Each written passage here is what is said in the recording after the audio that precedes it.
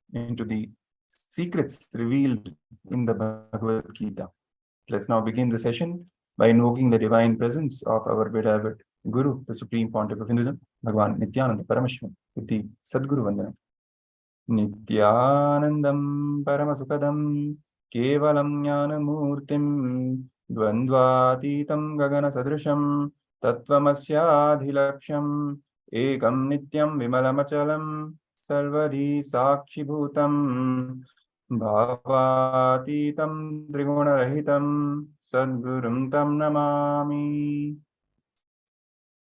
Security measures from KAILASA's National Security Agency. Photography, video, and audio recording of any kind is strictly prohibited during all the sessions. Please be on mute and be on camera throughout the class. If you need to step out in any unavoidable situation only, please inform the digital security officer or the concerned Acharya.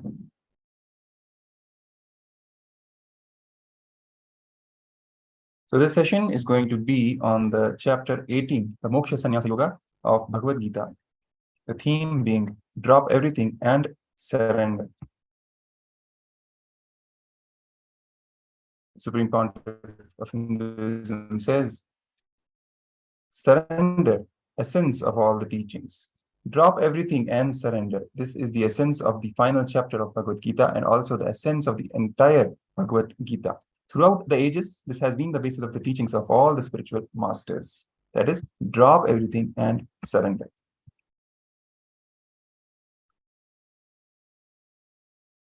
Bhagavan Krishna concludes Bhagavad Gita with one subject: drop everything and surrender. Whatever you know as dharma, whatever you know as life, whatever you think you know, just drop it. Drop everything and surrender. Whatever you know is only your knowledge. It is just what you know. It is not what is. Humans think that is a problem. Our great sages, rishis, declare, drop your mind and you will be complete. You will realize your true potential as a human. Enlightenment is a gift. It makes no difference what effort we put in. What we receive is a pure gift. Sri Krishna says, drop everything and surrender. Sarva dharman parityagnya mam ekam sharanam vraja. Understand the word surrender. Sharanam. Open your eyes. We only think we have something to surrender. The truth is that we have nothing to surrender.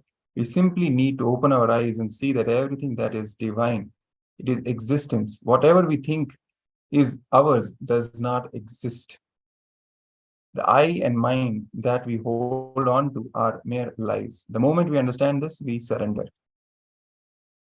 When Bhagavan Krishna tells us to drop everything and surrender, he asks us to open our eyes and see the foolishness of the drama we play with our possessions and expectations. Shastra Pramana comes from Bhagavad Gita, chapter 18, verse number 65. Shloka goes as, Sarva dharman parityagya mam ekam sharanam vraja aham tvam sarva papebhyo mokshasishyami ma sucha. Drop everything, whatever you know as dharma, whatever you know as life, whatever you think you know, just drop it. Drop everything and surrender. Whatever you know is only your knowledge. It is just what you know. It is not what is. Knowledge does not prove existence. He liberates Arjuna with these words.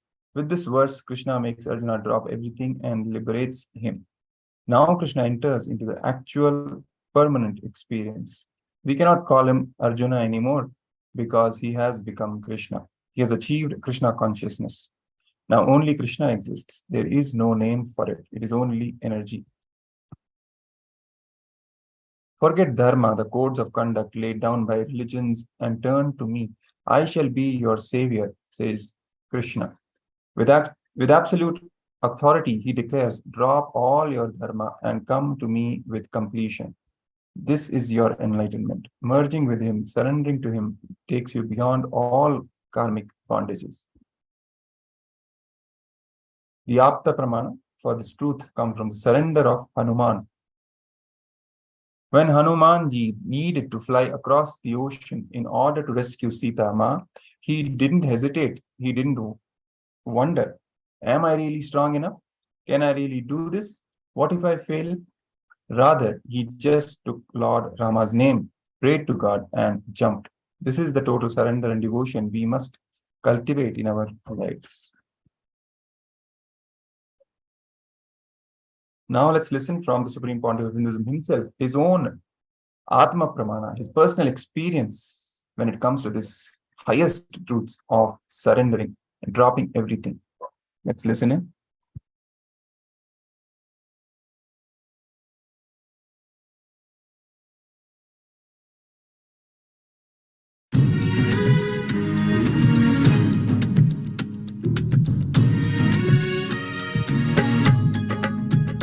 Nithyanandeshwara Samaramba Nithyanandeshwari Madhyama Asmadacharya Paryanta Vande Guru Parampara. I welcome all of you with my love and respects. I welcome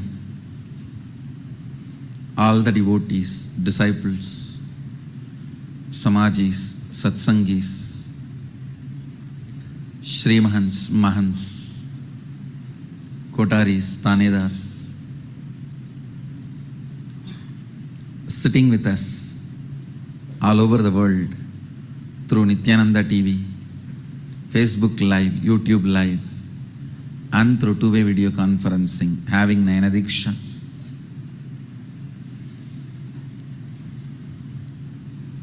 First thing, I welcome all the Nithyananda Yogam participants.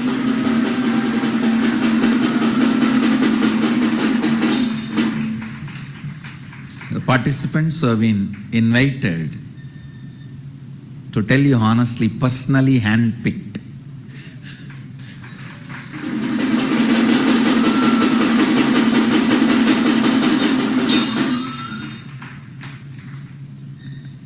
Only 102 were handpicked from the database of 17,000. The 17,000 was the database presented to me, and 102 were handpicked, and 90 of you have made it.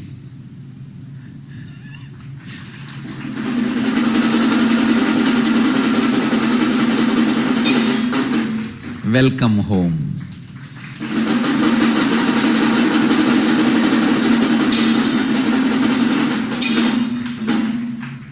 The purpose of the Nithyananda Yogam is what I experienced with Arunagiri Yogeshwara.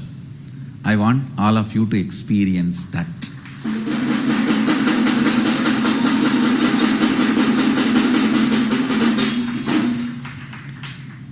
I did not have a structured class with him, but it was a no-break inner awakening. It was literally no-break inner awakening. Only one thing I have not seen, he going for 1, 2, 3 I have not seen, that's all. And I am very sure because of Divya Sarira he does not have. Other than that, I have seen everything. It's literally 24 hours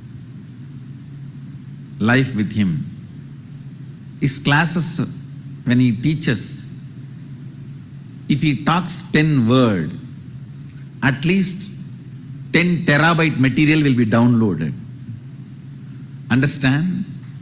If he talks 10 words to me, 10 terabyte material will be downloaded into my brain.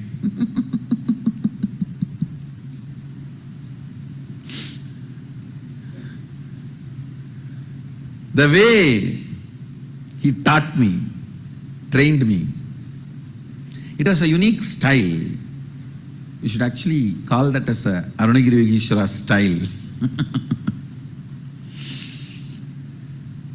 He had his own unique style. So much has been transmitted. So much has happened. Physically, I enjoyed him only for 11.5 months. Less than 12 months. If I have to put it more precise, 9.5 months. If I have to count exact dates, because there were few days gap. Only when I was looking to put the whole thing for autobiography, I was seeing there were few days when the temple had a festival where they will bring the deity in that area. He will not come out and sit.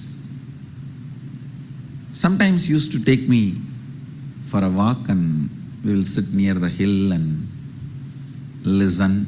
I'll listen to him. So much has happened.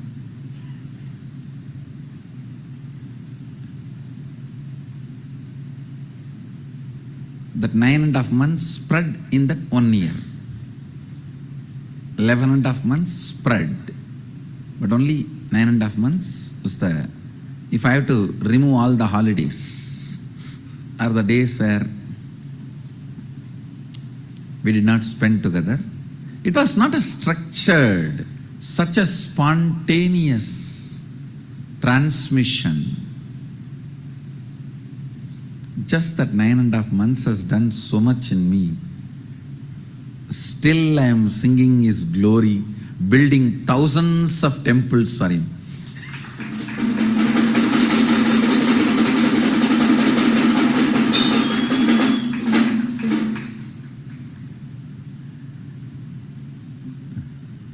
The devotion He commands over me and the loyalty I carry, it is literally loyalty towards myself.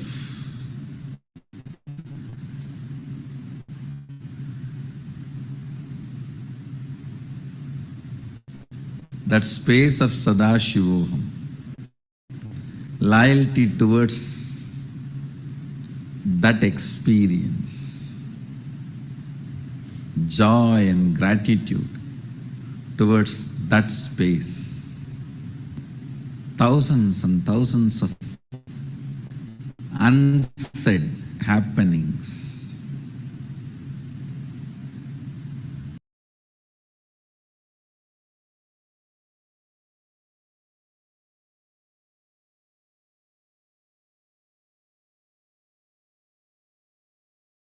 When he utters a word, for example, if he when he gives the reference, I can just verify internally and see the chapter and the shloka. I don't know how I can even say it, make you guys understand. Maybe when I do the same thing with our balasans and they demonstrate it, then you will be able to understand what I am saying.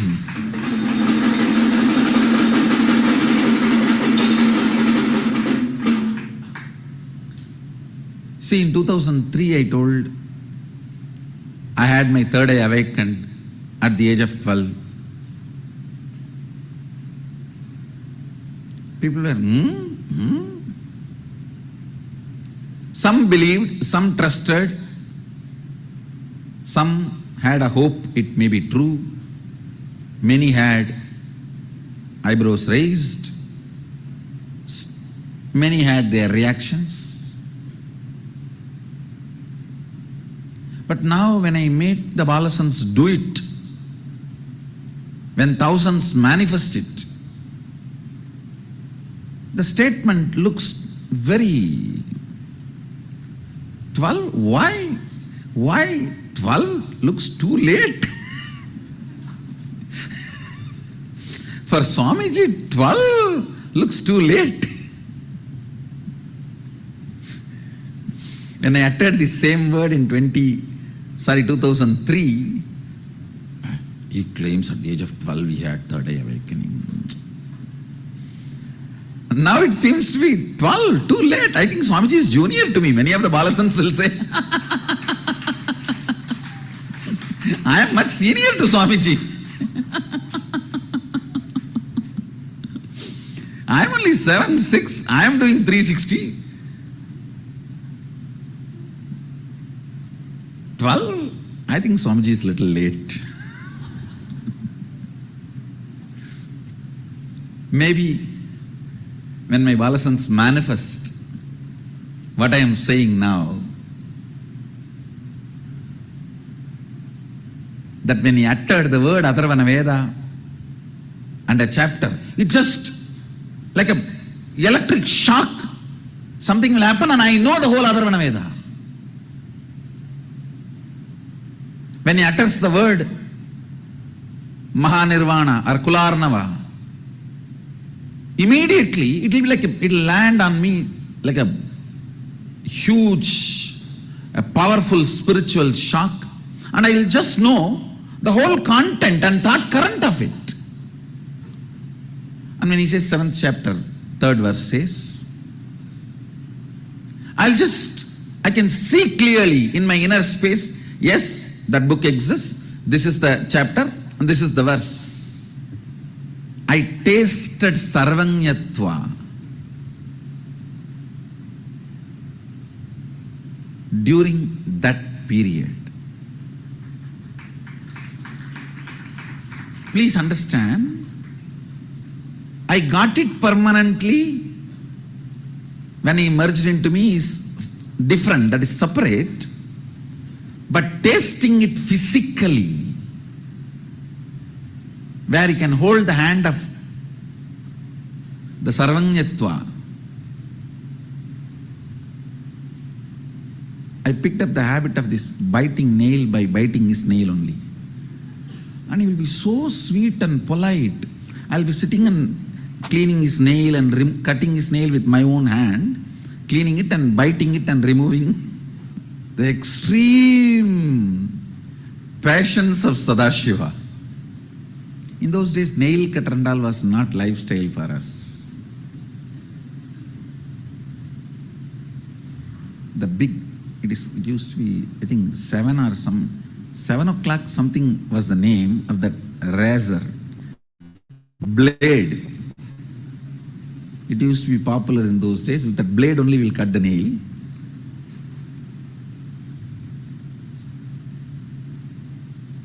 The school we used to have a pencil sharpener. That sharpener, there will be small blade on that sharpener. So from the broken sharpener, I will get that small blade. With that only I will remove his nail, cut his nail. And what doesn't come out, I will put the teeth and pull it out. Bite and pull it out. He will be just sitting with all the passions and a smile in his face. All right, do. I literally tasted the Sarvanyatva. I literally wanted what I went through, what I experienced, what I enjoyed with Arunagiri Yogeshwara to become your experience. That is why I invited all of you for Nithyananda Yogam.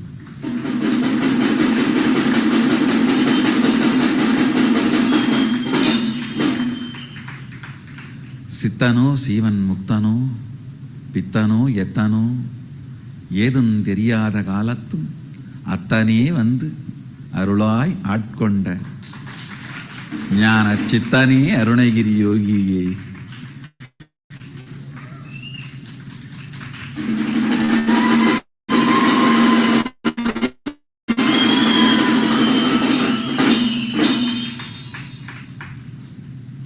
தடுத்தாட்கொள்ளக்கூட தவறு செய்ய போக வேண்டும். தவறு செய்ய போவதற்கு தெரியாத வயதினிலே வந்து அடுத்தாட்கொண்டவன் Ambalavanan.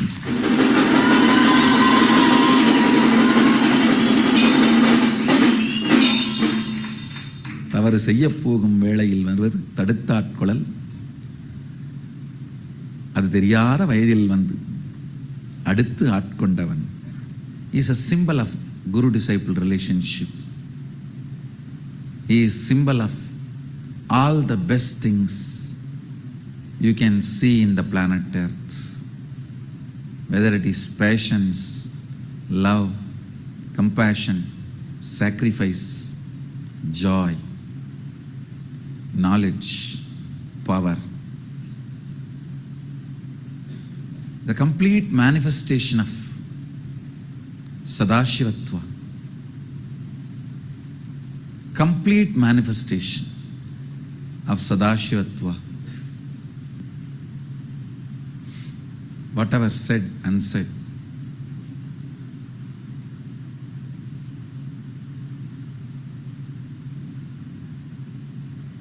which can't be said.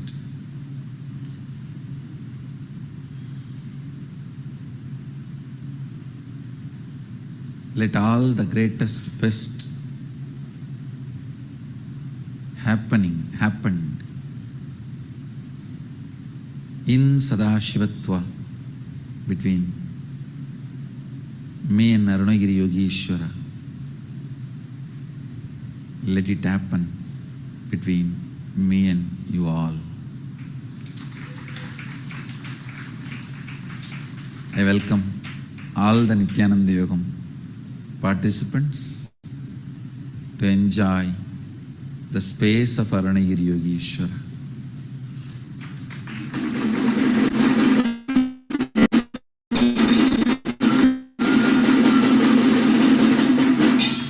Sadashiva. I was so enamored by him. Literally, he bundled up himself into this body. Like how 10 gunny bag of cotton gets bundled up into one gunny bag. Imagine, that is exactly the way he made himself so thicker and thicker and thicker and poured it in this one body and bundled himself up completely in this one body.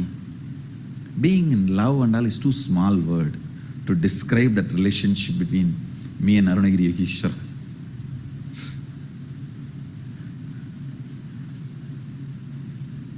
He just bundled up himself into this one body. I think maybe when you experience, you will understand. See, only when I make thousands of people radiate the experience I had, that is the evidence that I had the experience. Because till then it can only be story. So whatever I went through with Arunagiri Yogeshwara, let it happen in all of you. You guys will tell the world it is true.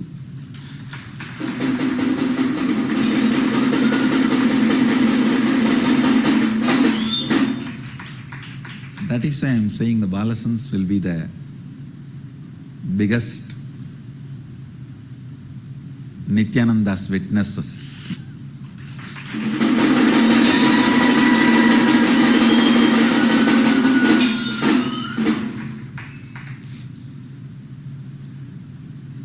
Most sweetest, greatest Nithyananda's witnesses. Navaratri Utsavam is beginning yesterday with Mahalaya Amavasya. The rituals, the preliminary rituals, Purvanga Puja has started formally.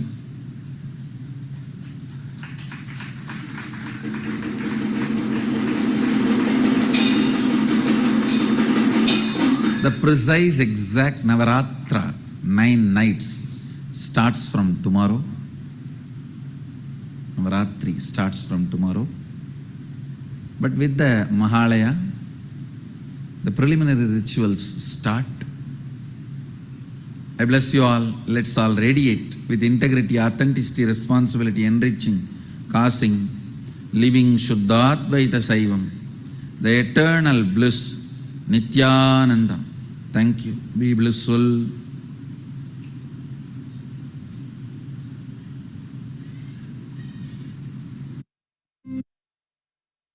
Yes, the Supreme Pontiff of Hinduism, Bhagavan Nithyananda Paramashivam, revealed the sacred secret on surrender on 20th December 2006.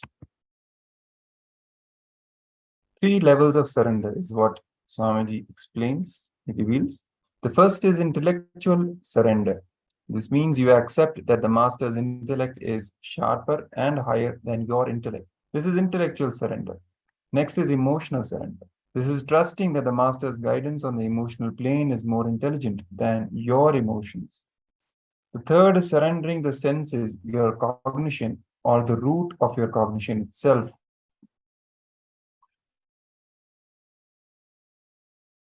Surrendering the intellect is easy because it continuously tortures you for years. You want to get rid of it, so you surrender it. Next comes emotional surrender. This happens when you feel deeply connected to the master after experiencing some meditation or understanding. You respect his emotions more than your own. The master's emotions mean the way he wants you to live. The master becomes the number one priority at the emotional level. Emotional surrender is when you feel totally connected at the emotional level. Next is the deeper layer of surrender of the senses. When intellectual and emotional surrender happen, you are ready to surrender your senses. When you trust the master more than your senses, you understand that the master's words are the truth and not your senses. When the master says you are God, you suddenly realize the truth for yourself. When you move away from your senses, you listen to the Guru and experience the truth that you are doing. In the inner world, the first and last tool you need is he would have been at best a good warrior and king. Instead, he trusted Krishna more than his senses and became enlightened. He experienced the truth of Krishna. You can experience Krishna consciousness not just by surrendering the intellect and emotions, but also by surrendering the root of the intellect and emotions. That is the senses. The senses supply the data. When you surrender them, the source of the data is surrendered. When you surrender your senses, the root cognition of yourself, you lose your identification with the body and mind. Surrender itself is enlightenment. At that moment, you experience the truth. In surrender, you have nothing to lose and everything to gain. Surrendering does not mean giving up everything. The moment you surrender, you disappear. Listen, surrender is nothing but a clear, conscious decision to be complete. It is the final word given by Krishna. In every master's life, the final teaching is surrender. You will conclude. Why can't the energy that can move my body, the sun, moon, and earth, move and complete my life? Naturally, you will have a self-doubt, whether you have surrendered or not. Surrender your doubt also. Don't think, first I will change and then I will surrender. No, surrender as you are consciously, totally. Whatever mind is in your hands, surrender completely. Your being will be flooded with a new life, a new energy, and a new bliss. So may you surrender at the feet of the divine. May you enter the space of completion. May you enter into the divine energy. May you become eternal bliss, Nithyananda, Nitya Ananda. A small story, instinct of survival. One day, Sri Vishnu was resting on Adi Shesha, his bed that is actually a big serpent. Lakshmi, his consort, was pressing his feet. This is known as Padaseva, service to the feet. Suddenly, Sri Vishnu called for his vehicle, Garuda. He stood up, ran a few steps, stopped, and then walked back. Lakshmi was puzzled and asked what had happened. Sri Vishnu explained that he had seen a man throwing stones at one of his devotees who was meditating. He jumped up, intending to protect him. However, he saw the devotee open his eyes and pick up a stone to defend himself. When Vishnu saw that the man could protect himself, he decided not to go. Thus, when you protect yourself and your property, he withdraws. To protect does not mean that you should not lock your house. It means that you should drop the instinct of survival. The instinct of survival constantly tortures you, but the instinct to survive kills you every moment.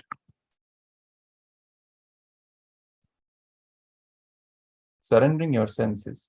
The moment you trust me more than your senses, you experience that you are God. You then understand the meaning of Tattvamasi. Literally, you are that, meaning you are divine.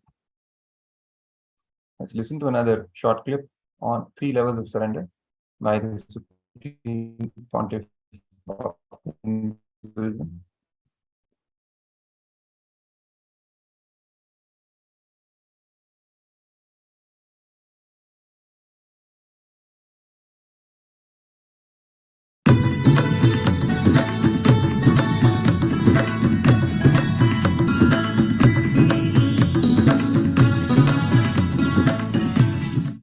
The surrender is 3 level. Surrender is of 3 level. Surrender of intellect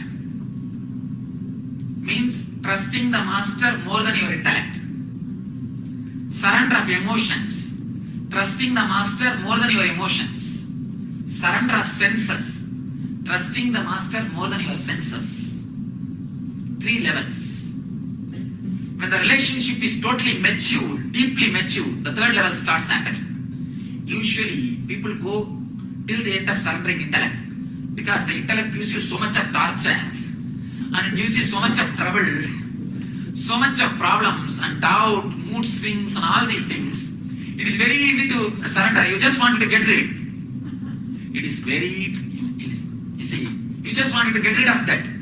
It's very easy to surrender your wife because you just wanted to get rid of her. It is very easy to surrender the things which you don't want. All you want to do is just you want to get rid of it. And it is very easy to get rid of things which bites you, which is haunting you. You can just surrender it. Oh Master, please take it away. You can just surrender it. But when it comes to the deeper levels, trusting the Master beyond your emotions, that is where half of the crowd fails. I can say 80% fails. The other 20% fails when you are supposed to trust the Master beyond your senses. That's a beautiful story. Arjuna and Krishna both are traveling. Suddenly Krishna says, "Hey Arjuna, look at there, white crows." Arjuna says, yes, Master, beautiful white crows. And again Krishna says, "Fool, don't you see? It's a black crow. It's not white." Arjuna says, yes, Master, it's black, not white. Krishna asks, "Fool, what happened to you? When I say white, you say white. When I say black, you say black. What is happening? Don't you have intelligence?" Arjuna says, "Krishna, I don't know. When you said white, I really saw white. When you said black, I really saw black. I don't know what is happening to me. But when you said white, I saw it as white." Means trusting the Master beyond your senses, much more than your senses. This happens only when a deep, intimate relationship happens. See, trusting the Master beyond your intellect is very easy. First thing, your intellect gives you such a lot of trouble. You wanted to get rid of it. Second thing, the Master's intellect is naturally sharp. You can straight away see it. You can surrender. But trusting beyond emotions, that is where 80% people are stuck. And other few who cross that, very few who cross this layer, second layer, and they are stuck in the 3rd layer. Only very few blessed people experience, trust the Master beyond your senses. That is the time Master says, "Tattvamasi, look, you are the God." As long as you believe your senses, you can think you are only a human being. Again and again you will be reminded, how can I be God? I am just still with my senses. If I see some sweets, I feel tempted to eat. If I see some music, I feel tempted to hear. I am tempted by my senses. I am just handled by my senses. How can I be God? Again and again. As long as you believe your senses, again and again you will be made to think you are a human being. You will never be allowed to trust yourself. You can never feel that you are a God. Only when you trust a Master beyond your senses, he will make you understand you are God.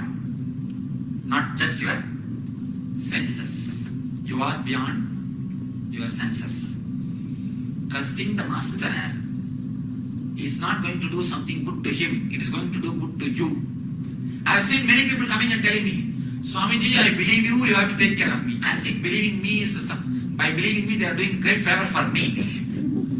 Fools, they don't understand, by believing me, they are doing favor to themselves. Who asked them to believe? I have seen many people, very cunning. I believe you, Swamiji, you have to do everything for me. They talk as if they are doing a great favor to me by believing me. I accepted you as a master, Swamiji, you have to heal me, you have to do this for me, you have to do that for me. As if they are doing a big favor for me by accepting me as a master. I have only one more headache or one more trouble. And it's a nice way. People don't understand. When you fall, when you have the faith towards me, when you start believing in me, you do favor to yourself, not to me. If somebody believes the master beyond the emotions and beyond the senses, does it mean that there's some sort of expectation from the master? He will not expect. As long as he is expecting, be very clear, he is not surrendered. He has not surrendered even intellectual level. Even at the intellectual level, you will stop asking. As long as you are asking, be very clear, you have not even done intellectual level surrender. Even the first level surrender never happened.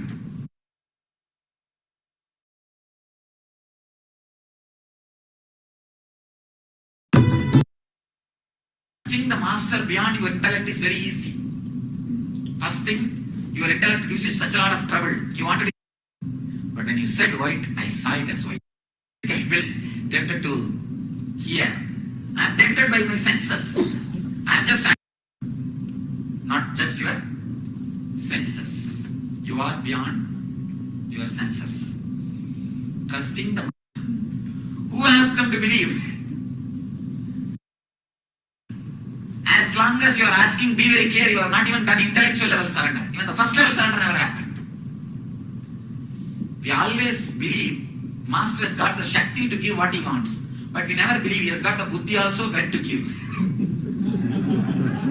As long as we see, we believe he has got Shakti, but we don't believe he has got Buddhi to give when he wants.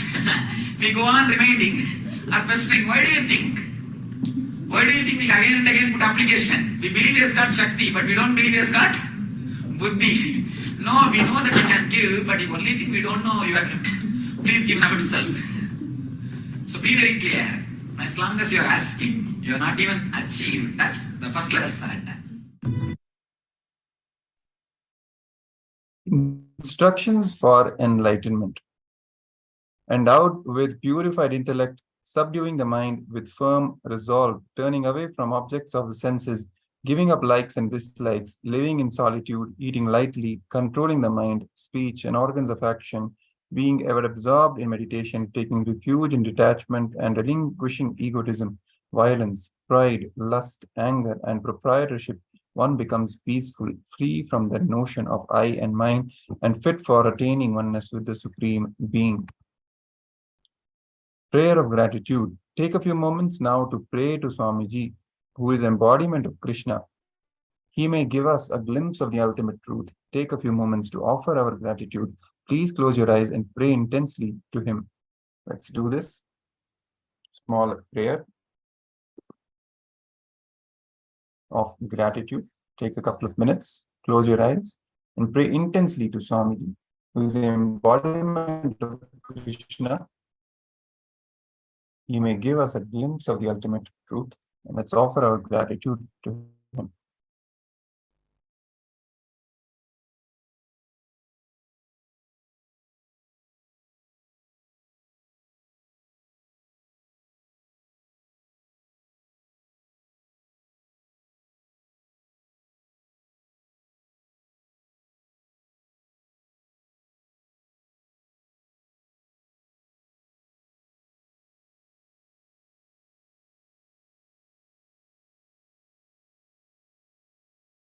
Yes. So now the gifts, free gifts for this session for all the participants.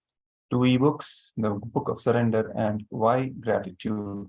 you can get your free copies and enjoy the pearls of wisdom from the Supreme Pontiff of Hinduism, the highest truths revealed in Vedas and Agamas, made easily accessible and freely for all the beings.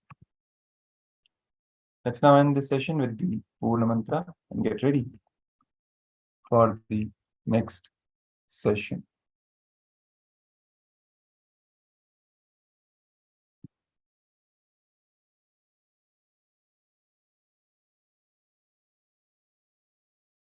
Om Purnamada Purnamidam Purna Purnamudachyate Purnasya Purnamadaya Purnamevavashishyate Om Shanti Shanti Shanti Hari Om Tatsat Sarvam Bhagavad Sri Nithyananda Paramashiva Padukarpanamastu Om Nithyanandam.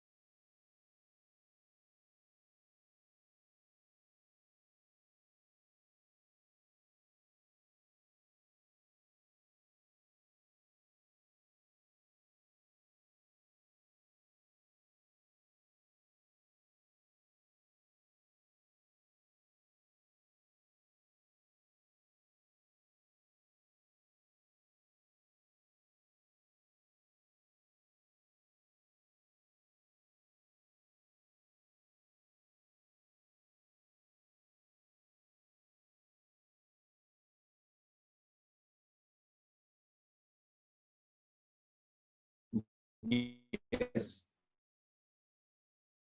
Now let's continue with the next session. It's going to be on Krishna's life, legacy, message, intense life.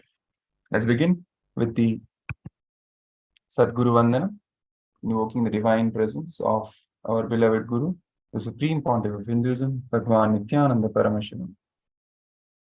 Nithyanandam Paramasukadam Kevalam Jnanamurtim Dvandvatitam Gagana Sadrisham Tattvamasyaadhilaksham Ekam Nityam Vimalamachalam Sarvadi Sakshi Bhutam Bhavatitam Trigunarahitam Sadgurum Tam Namami.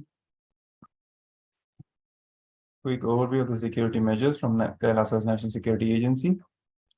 Photography, video, audio recording of any kind is strictly prohibited during all the sessions. Please be on mute and be on camera throughout the class. If you need to step out in an unavoidable situation only, please inform the digital security officer or the concerned Acharya. Exceptions are rare and not following the above measures may lead to removal from the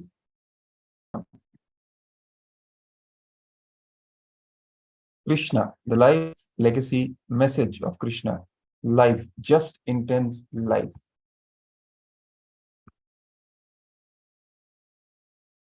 It expressed in body as ever youthful, healthy person.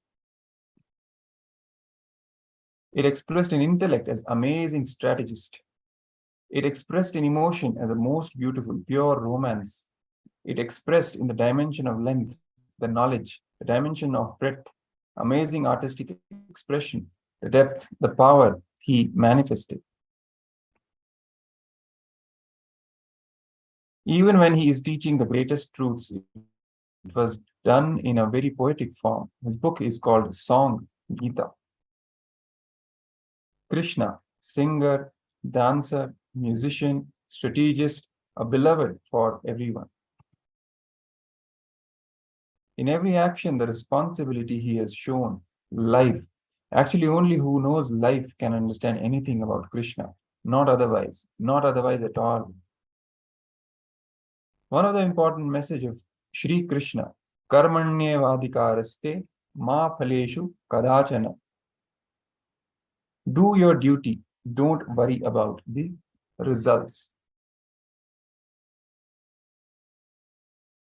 Never the shloka means, oh, even if you just get just 10 rupee, you go on be working for 10,000 rupee. No, that is not. Ramakrishna tells Vivekananda, you have to go all over the world and teach, take my message. Vivekananda is shaken to the core. He shivers and says, not me, no, not so much work. I just want to be in Samadhi. Actually, Ramakrishna fires him. But once Vivekananda cognized his responsibility as a cognition, not as a work, the amount of work Vivekananda performed, still nobody is able to beat the record. Understand, do your duty, not expect the results. Is not told from that context that if you work for 10,000 rupee, you may get only 10 rupee. But console yourself. Don't rebel. Don't feel unjust. Injustice is done to you. No.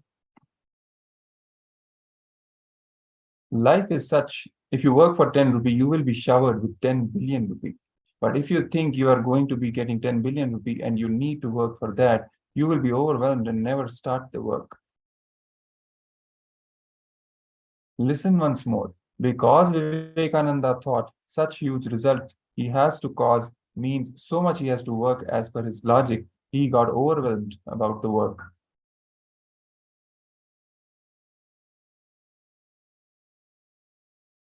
Understand, the results are caused by the cognitive shift, not by the work. An incident from my life. This is from the personal life experience of the Supreme Pontiff of Hinduism. He says, I was 16. Vibhudananda Puri, my guru, calls me and says she wanted both her house and the ashram she built for me in the place near my Enlightenment rock to give it to me legally. Of course, that time I was minor, so she has to do a certain legal arrangements that I inherit that. Do you know what I responded? Running an ashram, I cannot do. I have to pay electricity bill. I have to buy groceries, have to sweep, clean, take care. No, no, no, no. Nothing doing. I want to go on Parivrajaka Yatra, live under the trees, eat what I get by begging. Understand, I tell you with all my integrity, I told this. Running an ashram, I can't do that. That time, if I was told I'm going to be the head of the organization with thousands of temples, ashrams, adhinams, universities this size, I would have started planning from my logic for this much work, this much result, how much work I have to do. Then I would have naturally be overwhelmed by my idea of the work I need to do, and I would have collapsed. But the logic of life is not you work for 10,000 and get 10 rupee. The logic of life is you work for 10 rupee, 10 billion is showered on you. You are understanding the snowballing effect of responsibility cognition. The great results are caused not by the great actions, but by the great cognitions. She said, I will not give it to my family, I'll give to Arunachaleshwara temple. And later on, you do what do you want? At present, that house is Arunachaleshwara temple with that clear will that every year they have to do Abhishekam on my birth star and in the Navaratri time. Before the cognitive shift of responsibility happens, you think, if I work for 1 hour, I'm going to get $10. But if I'm looking for $10 billion result, then how many hours I have to work? And is it going to happen in this birth? Will I ever be able to achieve? It is called stupidopathy logic. I'll give a new name for it, U-turn theory. If you think about the result, you will do the reverse calculation. The effort you need to put for the sake of this result, and you will get overwhelmed about the effort you need to put, and you will never start. You will never have the powerfulness to begin in the is the problem. Because till the responsibility cognition happens, the logic which calculates 1 hour $10 will never be understood as faltu logic. Only if the responsibility cognitive shift happens, you will understand the result I need to cause need not even be remembered. Let me start moving, acting, taking the responsibility, making that action. Fortunately, even though my guru left the body, she did not die. She made sure that cognitive shift happens in me. This result did not get caused by my action. It got caused by my cognitive shift of responsibility. What exactly Krishna means? Work. Don't think about the result, because the result will be huge. And if you are thinking about the result, you will do the reverse calculation. How much of effort you need to put for causing the result. Then you will get overwhelmed about the effort you need to put, and you will never start.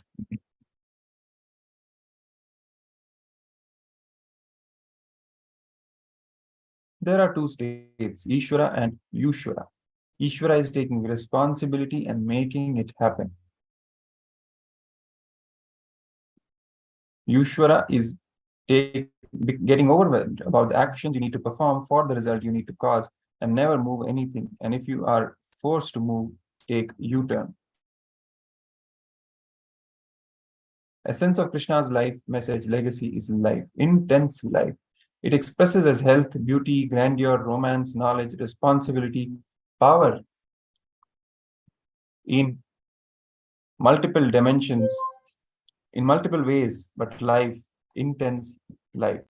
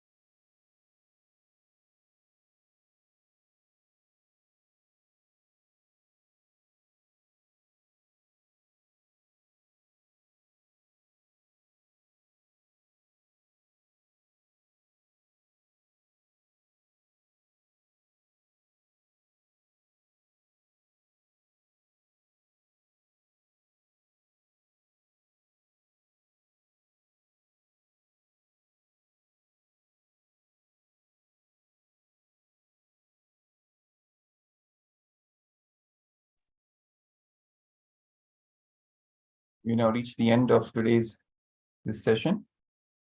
Free gifts from KAILASA for all the participants for this session. 108 pearls from the Bliss Ocean and the Book of Surrender.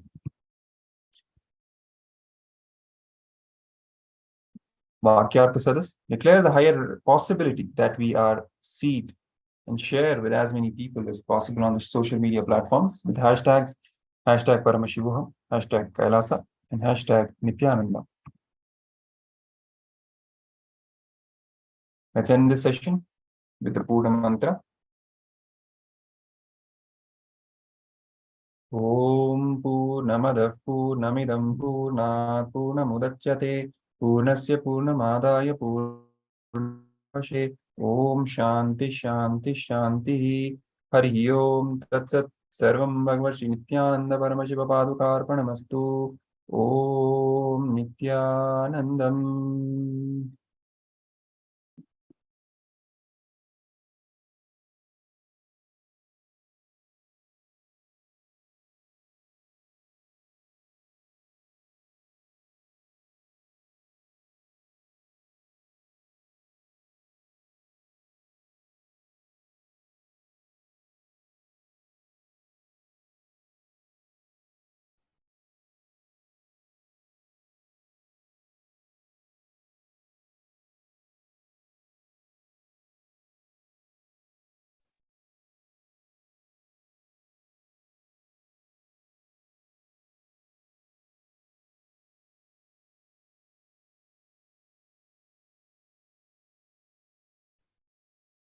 We will be having the live darshan from the Supreme Pontiff of Hinduism, Bhagavan Nithyananda Paramashivam, shortly,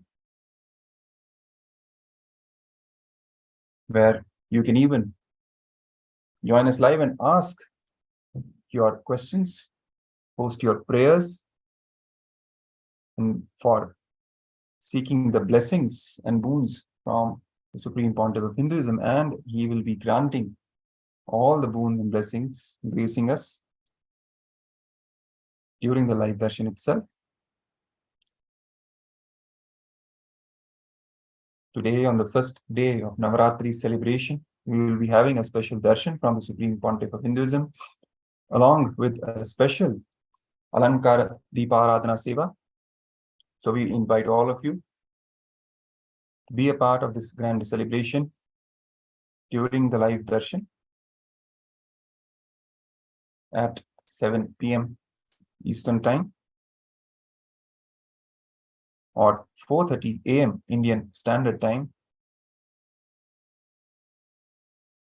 KAILASA global temples from all over the world will be joining us in this grand celebration. We will be offering the Alankara Deeparadhana Seva Puja to Devi Paramashiva Shakti and her living manifestation, the Supreme Pontiff of Hinduism, Bhagavan Nithyananda Paramashivam, on the first day Navaratri celebration, leading to this darshan. We have a few moments for us to get ready for this amazing experience of receiving the Supreme Pontiff of Hinduism. So let's tune in and listen to some of the great revelations from Swamiji, so that we are in the right space when we receive him during the live darshan. So let's all now tune in and watch the revelations from the Supreme Pontiff of Hinduism, the highest truths that he has revealed for all of us to give a superconscious breakthrough to humanity. Stay tuned. We will be shortly switching to the revelations and the discourse from the Supreme Pontiff of Hinduism, Bhagavan Nithyananda Paramashivam. Thank you. Nithyananda.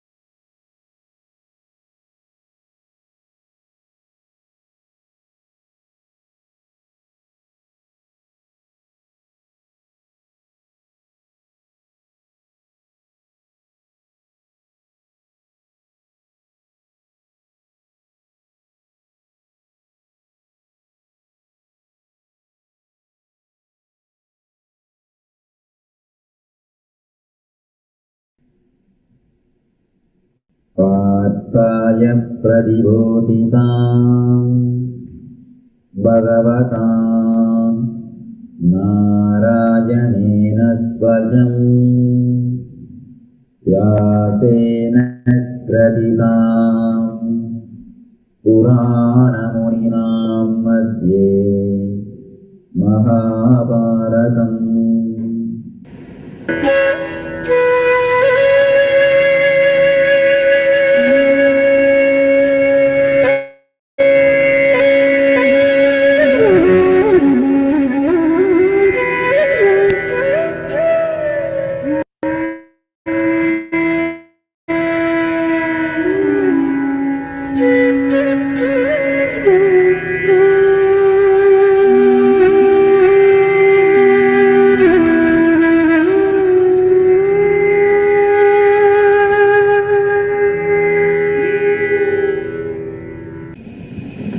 Brahmanandam Paramashivoham Kevalam Jnanamurtim Bandvaditam Gaganasatrasam Tattva-Dakshinam Ekam Nityam Vimalamachalam Sarvadi Sakshibhutam Bhavaditam Trigunarahitam Satgurum Tam Namami.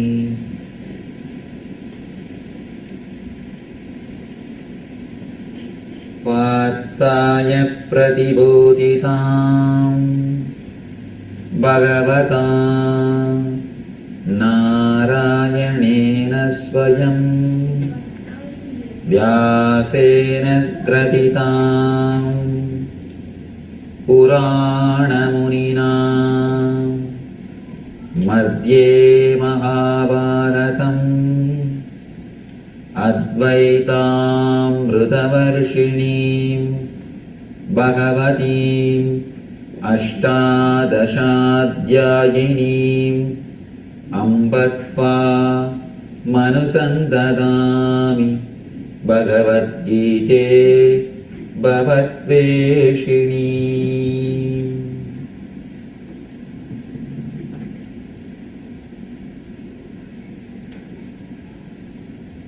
Vasudeva Sudam Devam Kamsachanuramardanam Devagi Paramanandam Krishnam Vande Jagadgurum.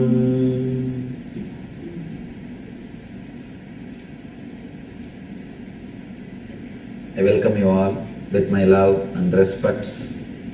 This chapter is called Vibhuti Yoga, the 10th chapter. Krishna explains about his glories.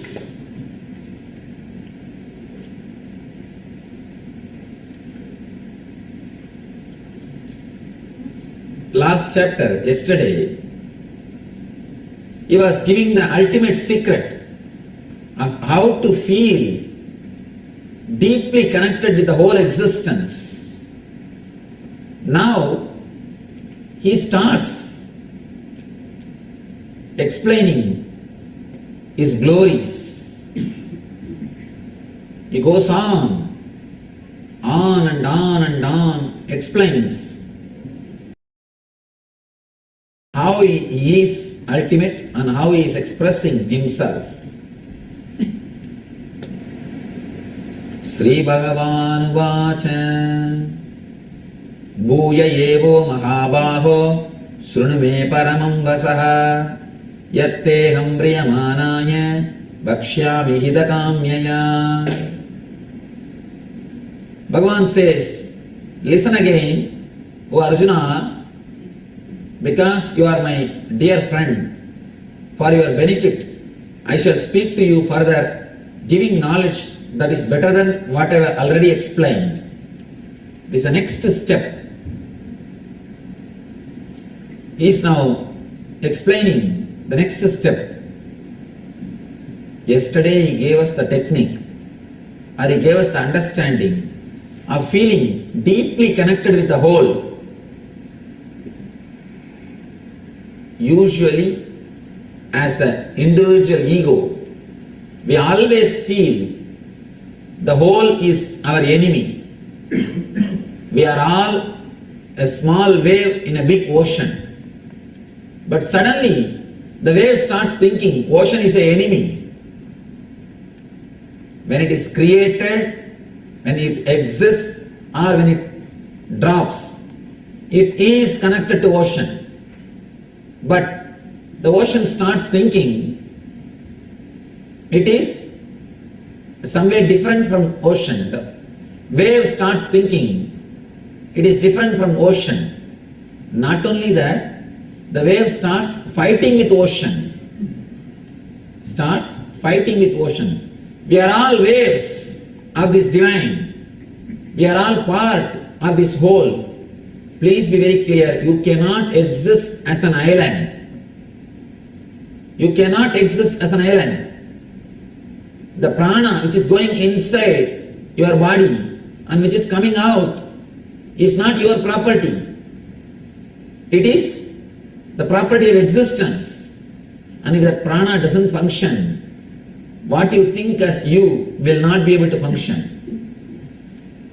What you think as whatever you think as you cannot function if the prana doesn't go in or come out.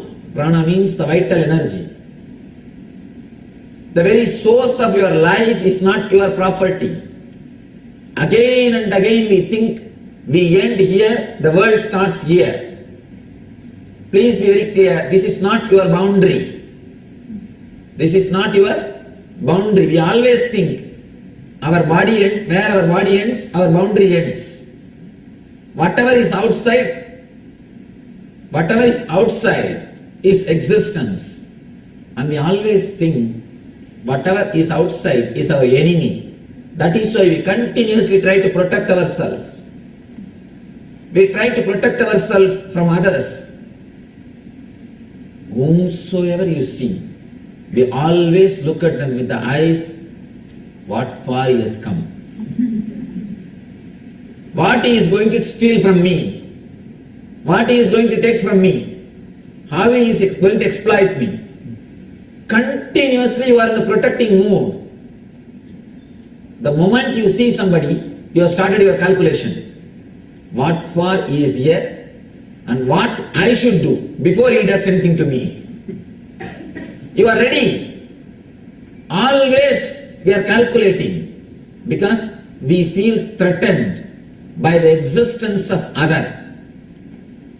The moment you think the existence or the whole is your enemy, you will start defending.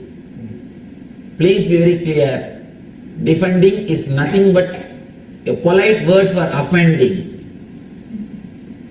All over the world, all the militaries are called defensive army. Then who is offending? Every country claims my army is defensive force, defense army. Then who is offending? Please be very clear. The very idea defending is nothing but a subtle way of offending. Subtle way of offending. The other day, I was hearing an interview of a leader. He says that we are not ready to wait. We straight away want to go and destroy the enemy. This very clearly shows our offending attitude.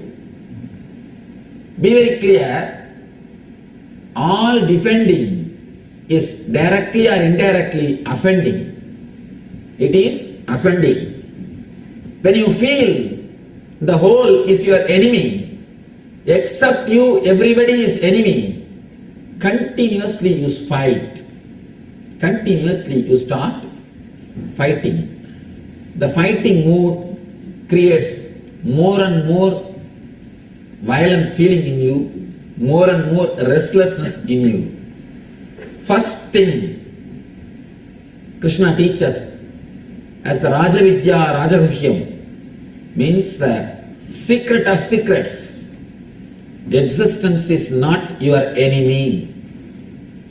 Existence is not your enemy. It responds to your thoughts.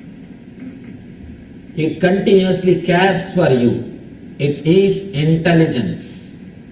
Please be very clear. If you live with the attitude of enmity, Even when you die, even when you live, you will be dying. Constantly you will be tortured. When you live with the attitude of enmity with the whole, constantly you will be tortured. When you live with the feeling of friendliness, with the attitude, the existence is friend, existence is your own, naturally you will feel a deep easiness. One thing, above all, more than the easiness, you will feel deeply connected to the existence. If wave starts thinking, it is different from ocean, and if the wave starts defending itself from the ocean,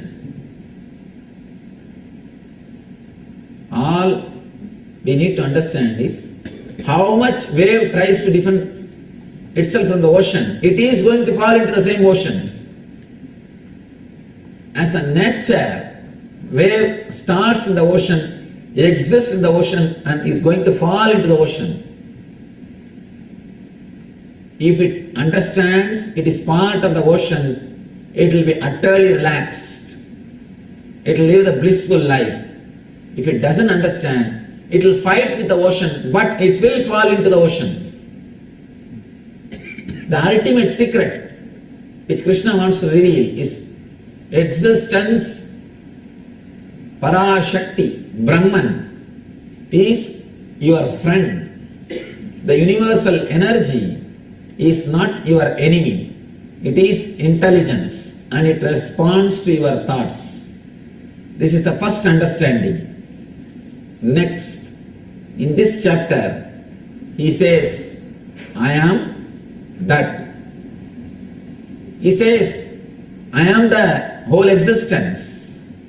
The next chapter, he gives the experience of the cosmic consciousness to Arjuna. These three chapters are step by step. In the first, he says, don't have enmity with existence. Next, he says, I am that same energy. Not only you don't have to have existence, have a deep love. You don't have to have enmity.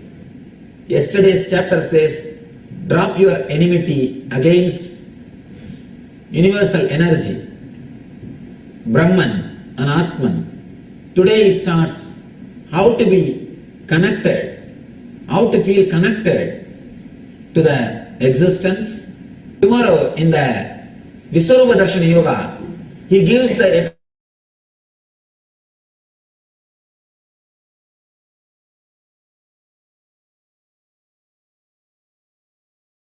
experience to Arjuna that the whole cosmic consciousness is he. Enmity. Today he creates a feeling of connectedness. Tomorrow he gives the Advaitic experience. All these three chapters are step by step. Step by step, they are elevating Arjuna from low level to higher level. Let us study this Shastra. It intense devotion and a deep sincerity. Along with Arjuna, we will also grow. Along with Arjuna, we will also grow. We will not miss it. Krishna says, for your benefit, because you are my dear friend, I shall speak to you further, giving knowledge that is better than what I have already explained. Please be very clear. Krishna is explaining his glory, not for his sake, for Arjuna's sake.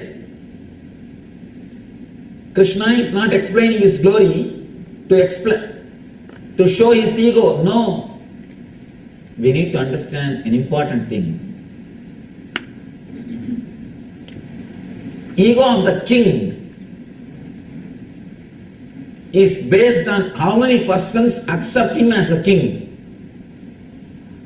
The more number of persons accept his ego, the more his ego will be. Suddenly, if all the ministers and all the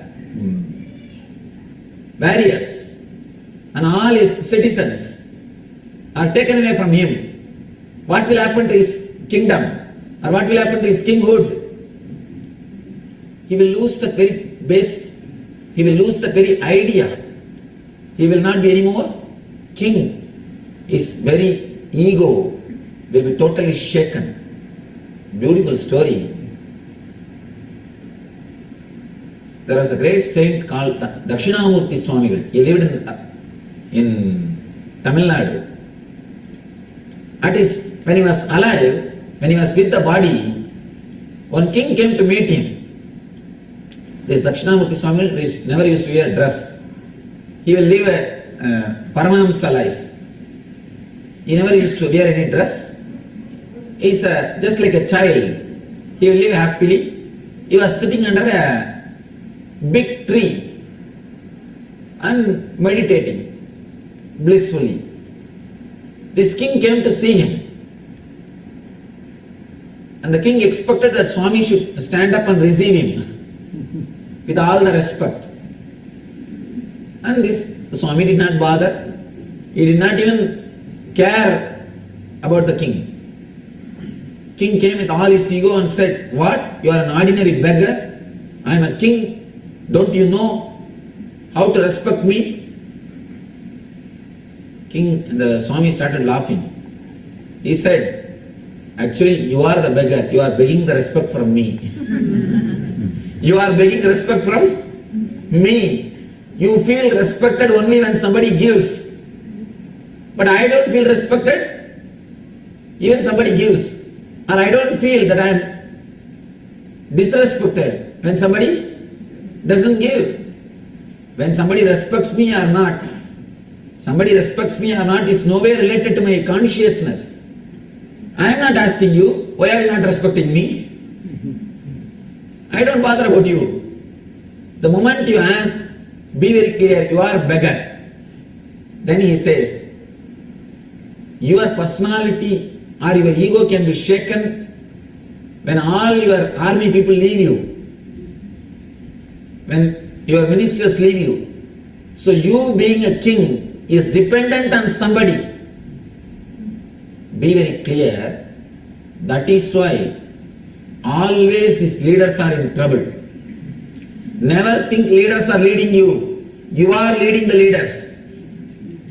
The honest truth is, you are leading the leaders, because as long as you accept them as leader, only they can be leader. As you are bothered about their ideas, they are also bothered about your ideas. Continuously, they are bothered about our ideas. Dakshinamurti Swami says, you are king as long as your citizens accept you. So naturally, directly or indirectly, you will be begging your citizens to accept you, because your consciousness is dependent on them. In my case, that is not the case. Whether somebody accepts or not, I am quite blissful. I am Paramahamsa. My Paramahamsa can never be taken away from me. But your kinghood can be taken away from you. So be very clear. The moment you ask for respect, you are beggar. I am not. Truth. A clear truth. Whose ego is enriched by more and more citizens is called politician, egoistic. But who reveals himself for the sake of disciples' understanding is enlightened man. Here Krishna is not speaking about himself out of ego. Whether Arjuna accepts or not, Krishna is Krishna. Krishna was in blissful even before Arjuna became his disciple. Krishna will be in blissful state even after Arjuna becomes his disciple. Whether Arjuna is disciple or not, Krishna is in that same blissful consciousness. One important thing, in the next chapter, tomorrow, Arjuna says, "Oh Krishna, forgive me. I called you by your community name. Hey Krishna, hey Yadava, hey Saketi. I called you by your first name. I called you by your community name. In India, if you are a very close friend, only then you call them by a community name. You call that person by his community name. He says, I called you by your community name. Yadava means the Krishna's community. I called you Krishna, Yadava, and I called you, oh my friend. I called you with all these names thinking that you are my friend. You are a normal human being like me. But now I understand. You are Lord of Devatas. You are Deva of Devatas. You are Mahadeva. Forgive me. Please, I beg. You must forgive me and accept me as your disciple for my ignorance.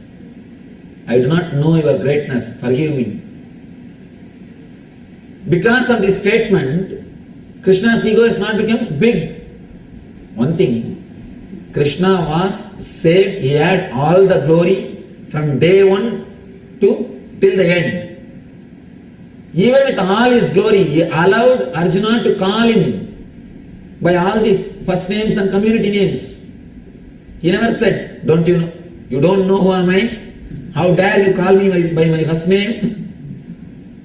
He never carried his visiting card. This carrying visiting card is the biggest problem. See, in your own life, how people behave. Wherever they go, first thing, do you know who am I? Do you know who am I? Do you know who am I? We always carry the visiting card. First thing we will give that card. And not only that, important thing, please be very clear. Never think your visiting card is this size. It is cut out size. Because you can't carry that, you carry in a small way. It is cut out size. Because we cannot carry that anywhere, wherever we go, we carry it in a small way. After giving the card, we say, I am this, I am that. Always we carry our visiting card. Krishna never carried. Krishna never bothered. Even when Arjuna was talking with him in a friendly way, he was humble. The way in which Arjuna speaks, the same way he responds. Suddenly now Arjuna says, Krishna, I don't know. You are such a great person. You are God himself.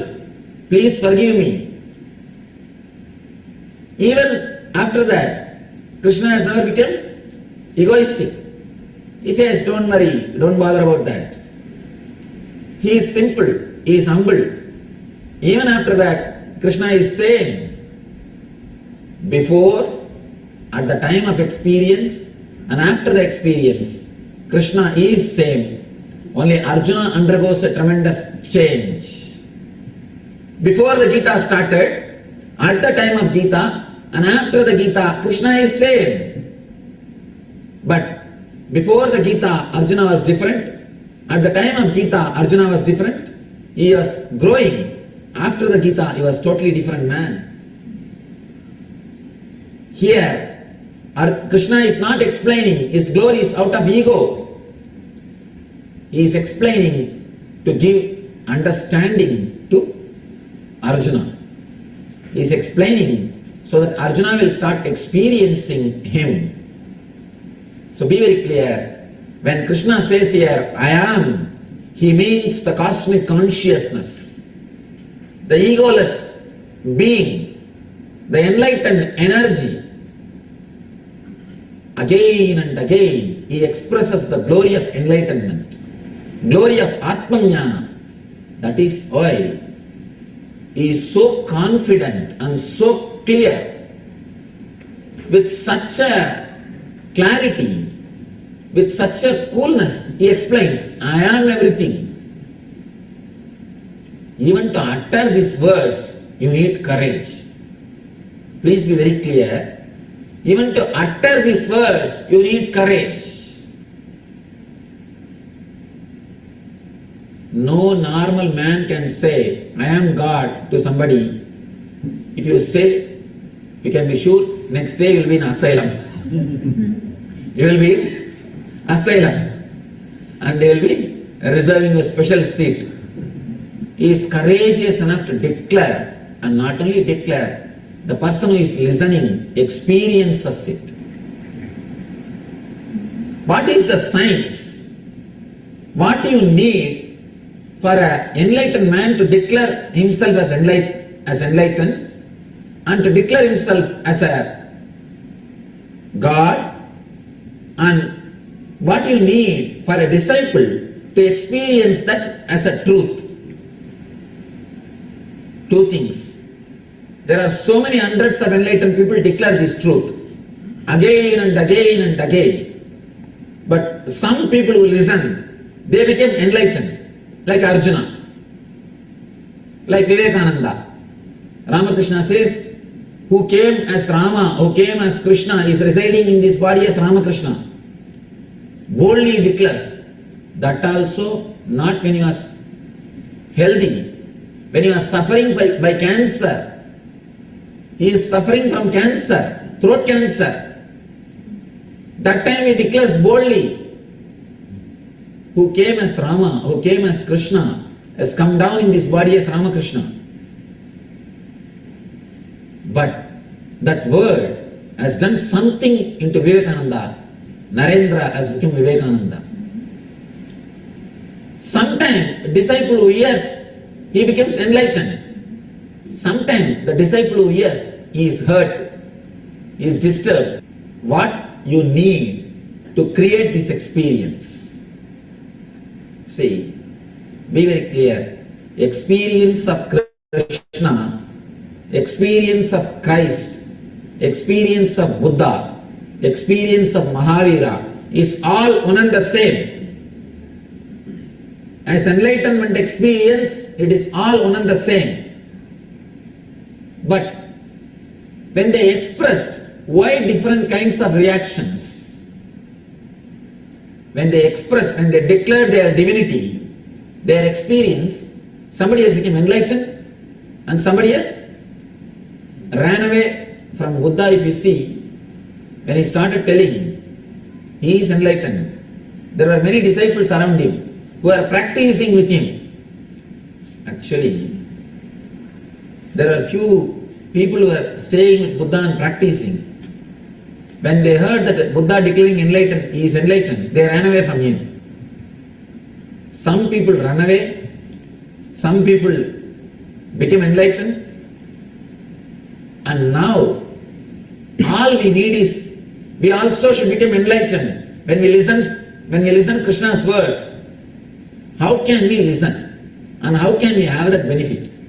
People who want to run away naturally will not come all the way, especially in this LA traffic. Now all we need to do is, we must become enlightened. How to do? With what mood we are supposed to receive these words? Arjuna, the Krishna's disciples, he is totally in love with Krishna. He is totally surrendered to Krishna. He is not ready to suspect anything. By now, he is very clear. His head has stopped working. His head has stopped working. His logic has stopped analyzing. Please be very clear. This truth should be declared only to a person who is totally, intimately related, feeling connected with the divine. He says, Mahabaho Srudme Paramam Vasa Yateham Priyamanaya. Because you are my dear friend, you are deeply connected to me, I am revealing this truth to you. Let me explain a few basic things. Actually, when you feel deeply connected to some person, the other will almost look like a god. You will feel so deeply related, whether it is your husband or your wife or your kids or your parents or your master. If you feel deeply connected to the person, he will look like a god. whatever he does, you will feel that he is divine. You will feel he is divine. Why do you think these eternal lovers, Ambikavati, Amaravati, Devadas, and this Laila Majnu, Devadas and Parvati, all these people, they feel the other person is God. They almost feel the other person is divine. Romeo and Juliet, they give their life for the other person. Why? When you feel deeply connected, when you feel deeply related, when you are in love with the other being, he will look almost like a God. All we need is just an attitude of deeply connecting through the heart. The problem is, we forgot the way of connecting through the heart. Because all our relationship has become superficial. Now, the wife is no more wife. In the modern day society, husband is no more husband. Just a boyfriend. You can be with him as long as you want. You can leave him when you don't want. Be very clear. In Sanskrit, we don't have equivalent word for divorce. We don't have equivalent word for divorce. There is no equivalent word for divorce in Sanskrit because the very idea never existed. In Hindu marriage, no divorce is allowed. You take in front of Agni, in front of fire, you take the oath. Till you are alive, till I am alive, I will support you. Both of you take oath in front of Agni. Agni means what? The Agni which is inside your body, that only is represented by the Agni which is outside, Jadaragni. The Agni which is burning in your body is represented by the Homa Agni. Please be very clear. As long as this Agni is in your body, you will be alive. The moment this Agni in your body disappears, your body will be in Agni. Either Agni should be in your body or your body will be put in Agni. In front of this Agni, you take the oath. This Agni Sakshi, that is why they say Agni Sakshi. Agni is the witness. In front of that you take the oath. Hereby I commit, till this body is alive, I will support you. Till this body is alive, you will take care of me. It's a commitment of lifetime. In Sanskrit, we don't have an equivalent word for divorce because the very concept did not exist. With the cultural invasion or in so-called materialist, so-called developed cultures, the materialistic cultures, changing the wife, house, car is fashion. Once in 3 months, the house, car and wife is outdated. We forgot the intense way of relating. We forgot relating through heart. All our relationships have become superficial. It has become very superficial. That is why we don't know the meaning of word falling really in love. Ramakrishna, when he started worshipping, when he started doing puja, he felt that Devi is there. He never felt it is a stone. He felt the Devi is there. When you deeply fall in love, even a stone can become God and guide you. When you don't feel connected, even if God comes down, you will ask for ID card. You will ask for ID card. If you strongly feel connected, if you know how to open yourself, even a stone can become God and guide you. That is what happened in the life of Ramakrishna. He used to speak to Devi, Kali Devi. He will talk to Devi directly. And let me tell you a beautiful story which happened in his life. He used to eat the food and offer. After tasting, he will offer. All the temple authorities came and told, no, you cannot do this, it is sacrilegious. Ramakrishna said, I don't know all these things, but I feel she is my mother. How can I give the food unless I know the taste? And if you don't want me to offer, I will stand outside and offer. But I will do the same. Anyhow, they agreed, all right, do whatever you want.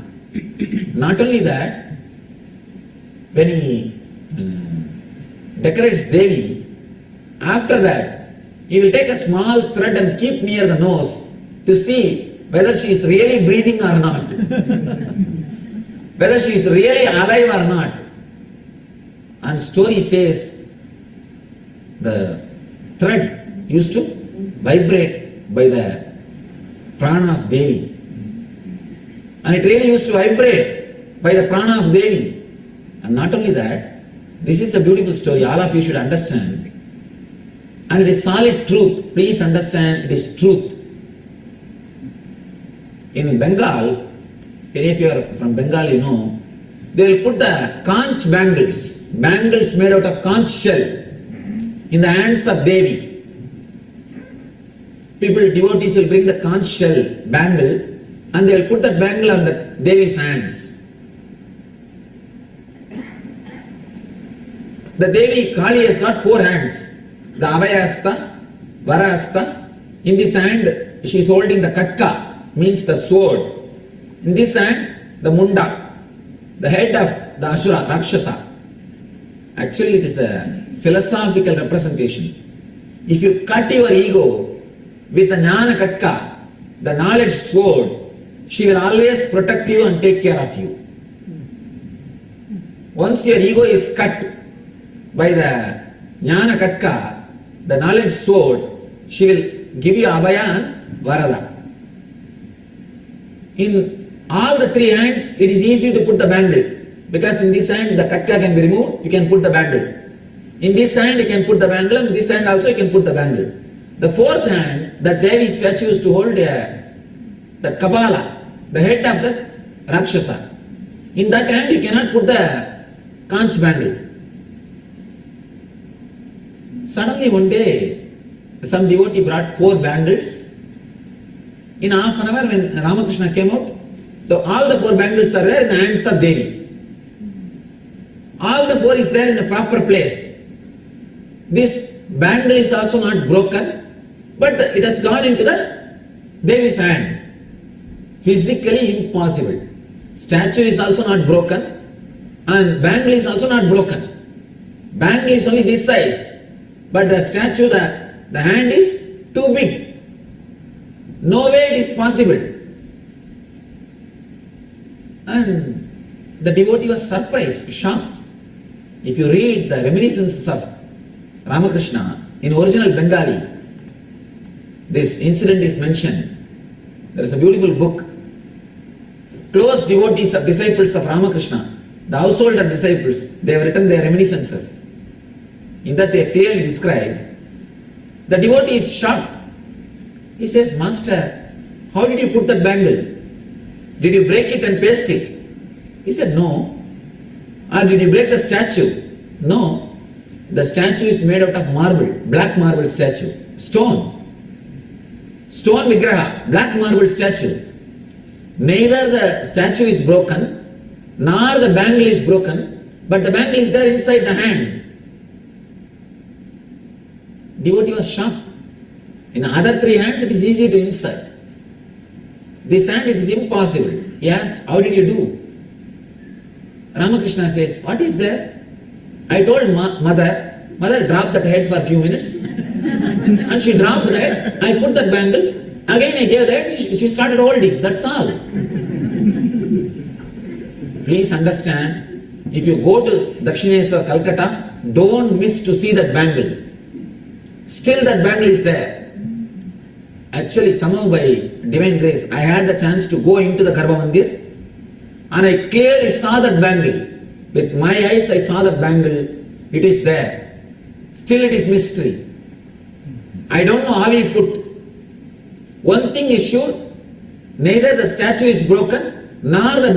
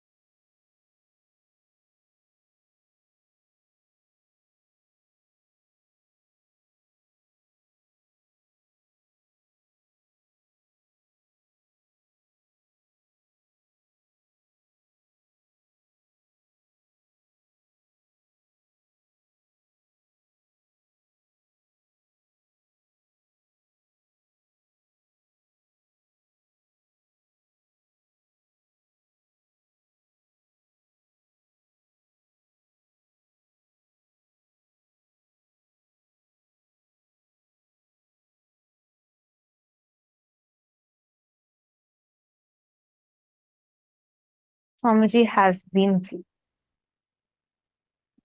Despite of building the whole thing from scratch, brick by brick, pouring his blood and sweat and building from his childhood, from his very birth till date, without deterring away from the vision to revive Kailasa, all just for humanity, just for the sake of humanity.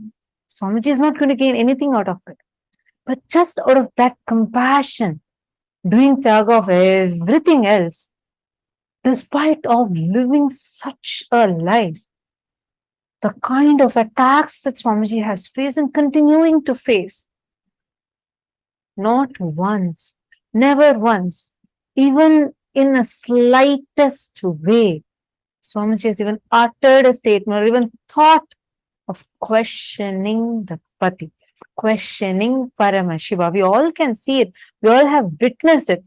You all can share in the satsangs or anywhere, even in a slightest way.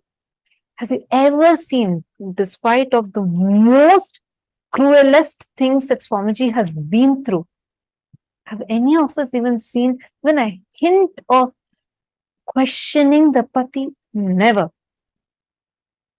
How many of you want to manifest this invincible inner space of Swamiji? Can I request all of you to put in the chat?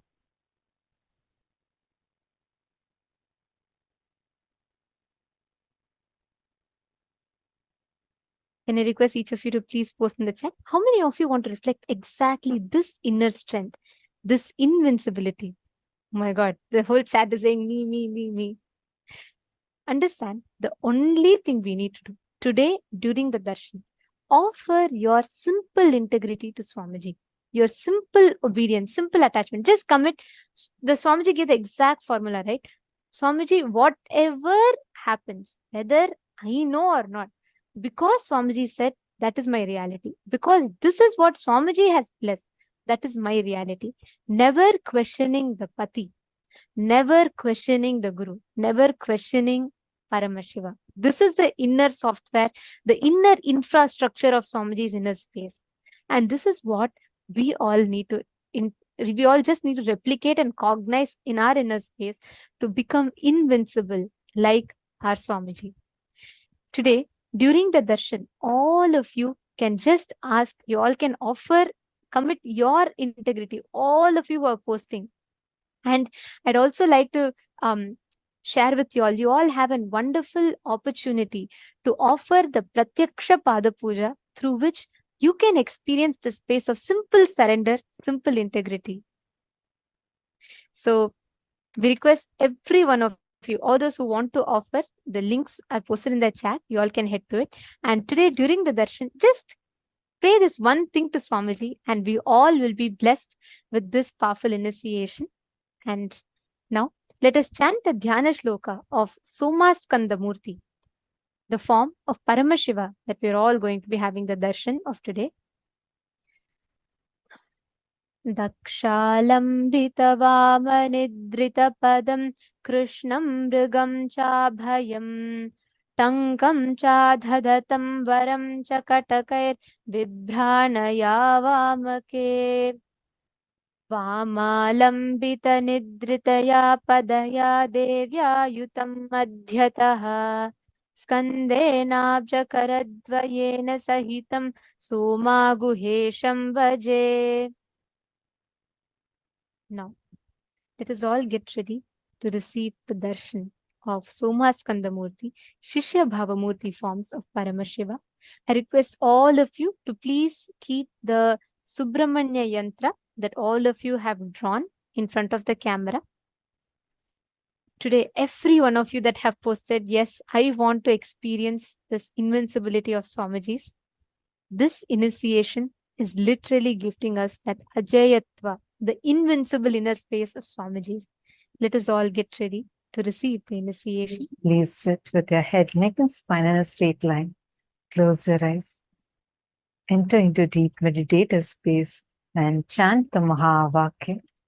Connect to Swamiji. Now we all are going to be witnessing the live darshan of Bhagavan Soma Skandamurti. In just a few minutes, the darshan is starting. So please sit with the chanting Mahavakya.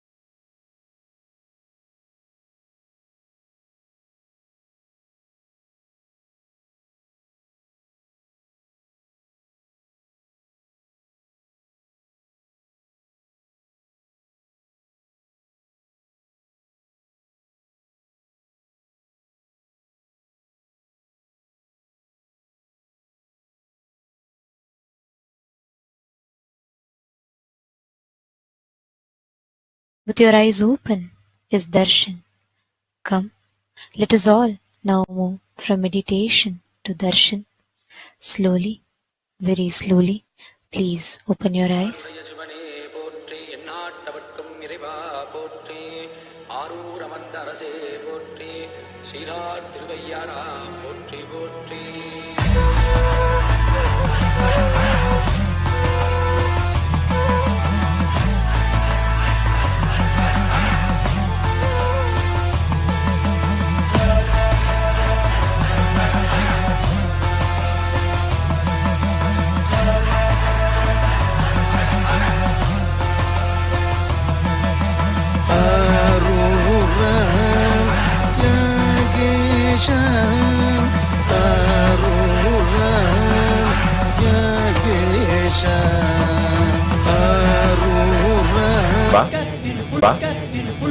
Most worshipped superconscious mutation of Paramashiva, Somaskandamurti. வளர்ந்த ஜோதி ரூபனே, தேன் சுவை தரும் தமிழின் தலைவனே, மான் மகிழ்வினை ஏந்தி நிற்கும் ஐயனே, கைலாசம் தந்த நித்யானந்தனே. நித்யானந்தம் நித்யானந்தம் அண்ணாமலையே சிவரூபமாய் வீற்றிருக்கும் குரு நித்யானந்தமே. நித்யானந்தம் நித்யானந்தம் அண்ணாமலையே சிவரூபமாய் வீற்றிருக்கும் குரு நித்யானந்தமே.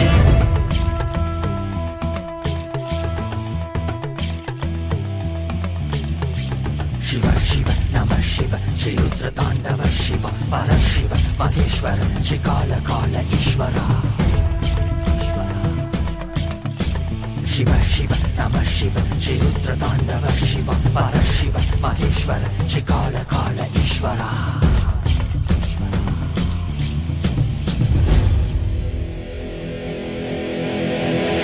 காலம் தாசு கயிற்றினை வீச மார்க்கண்டேயனும் உன்னை கட்டி அணைக்கவே விரைந்து வந்தவா. உதிரம் கொட்டும் கண்களை மாற்ற வேடம் கண்களை எடுத்து உனக்கு பொறுத்திட மோட்சம் தந்தவா.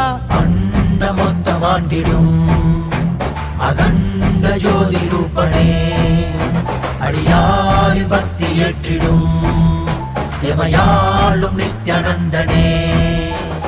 மரியாய் விதியை சிவமாய் மாற்றிட உன் அருளால் எனையும் பதம் சேர்த்திட. அடியாய் முடியாய் மலையாய் நின்றிட உன் அடியார் அவர்க்கும் அடியோனாய் வந்தவா.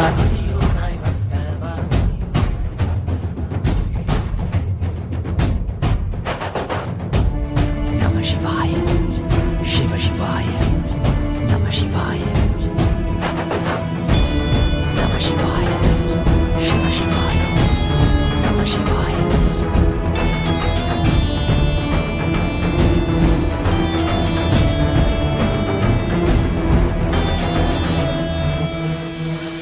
வான்வரையிலும் வளர்ந்த ஜோதி ரூபனே, தேன் சுவை தரும் தமிழின் தலைவனே, மான் மகிழ்வினை ஏந்தி நிற்கும் ஐயனே, கைலாசம் தந்த நித்யானந்தனே. அகிலம் காப்பாய் திருவடியில் என் அருகில் இருப்பாய் அரை நொடியில். பிறையை சூடிய பெருமானே என் பிழைகள் கலைத்து அருள்வாயே. கல்லும் கரைக்க சிறு புல்லும் முறைக்க இவையாவும் திளைக்க சிவசூத்திரம் அளிக்கிறாய். வான்வரையிலும் வளர்ந்த ஜோதி ரூபனே, தேன் சுவை தரும் தமிழின் தலைவனே, மான் மகிழ்வினை ஏந்தி நிற்கும் ஐயனே, கைலாசம் தந்த நித்யானந்தனே. நித்யானந்தம் நித்யானந்தம் அண்ணாமலையே சிவரூபமாய் வீற்றிருக்கும் குரு நித்யானந்தமே. நித்யானந்தம் நித்யானந்தம் அண்ணாமலையே சிவரூபமாய் வீற்றிருக்கும் குரு நித்யானந்தமே. நித்யானந்தம் நித்யானந்தம் அண்ணாமலையே சிவரூபமாய் வீற்றிருக்கும் குரு நித்யானந்தமே. நித்யானந்தம் நித்யானந்தம் அண்ணாமலையே சிவரூபமாய் வீற்றிருக்கும் குரு நித்யானந்தமே. நான் தான் சிவன், நானே அவன், உன்னில் உறையும் மகாசதா சிவன்.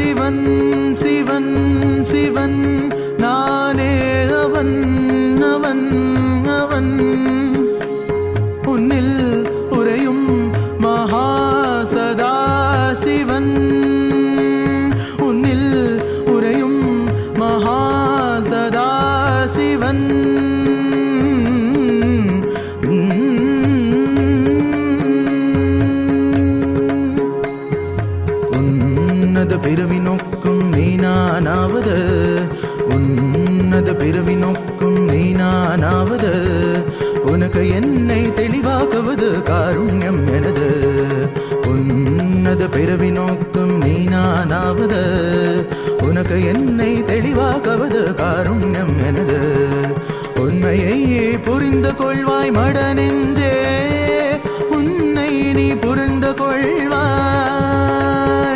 உண்மையை புரிந்து கொள்வாய் மட நெஞ்சே உன்னை நீ புரிந்து கொள்வாய்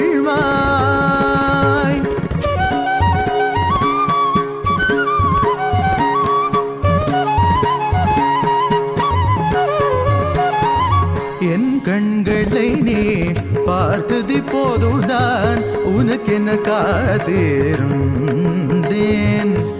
என் கண்களை நீ பார்த்தது போதுதான் உனக்கென காத்திருந்தேன் நான் காலகாலமாய் காத்திருந்தேன்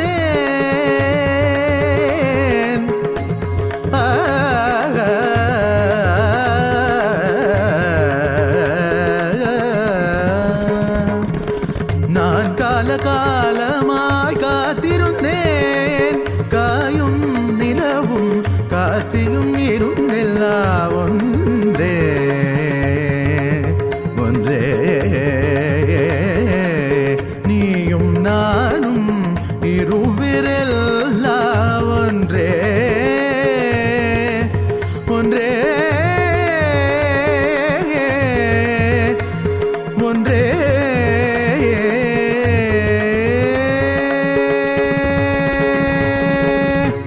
நான் தான் சிவன் சிவன் சிவன் நானே அவன் அவன் அவன் உன்னில் உறையும் மகா சதா சிவன் உன்னில் உறையும் மகா சதா Sivan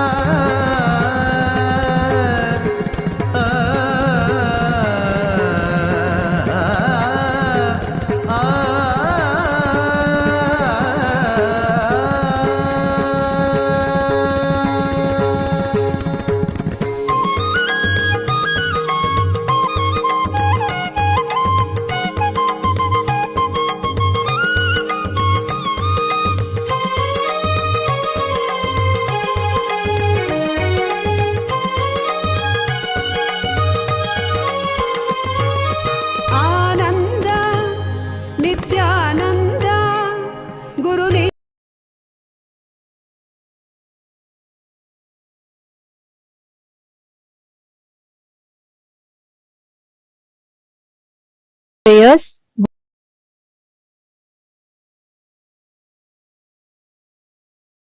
Gadgets with you and follow along as we take you through the steps. Please take a moment and head to YouTube, KAILASA's SPH Nithyananda YouTube channel. Once you go to the YouTube channel, make sure to subscribe it if you have not yet done that, and you would see the live stream. Click on that. In the live chat section, you can post all the prayers, the boon requests, whatever prayers that you have, you can post it over there and get direct blessings from Swamiji himself. Platform is WhatsApp. please head to kailasa.org and the official website. It will prompt you to join the WhatsApp community. You can just follow that prompt and you can click join the WhatsApp community. You can post all your prayers, blessings, requests in the WhatsApp community as a message. Next is Twitter. Please head to Kailasa's SPH Nithyananda Paramashivam Twitter handle. Go to the topmost pinned tweet, and as a reply to the pinned tweet, using the hashtag Ask the Avatar, you can post your prayers and any boons that you want to ask to Swamiji. And if you want some revelation on a particular subject, feel free to go to Twitter and post it right here. The next is Instagram. Please head to Kailasa's SPH Nithyananda Instagram handle.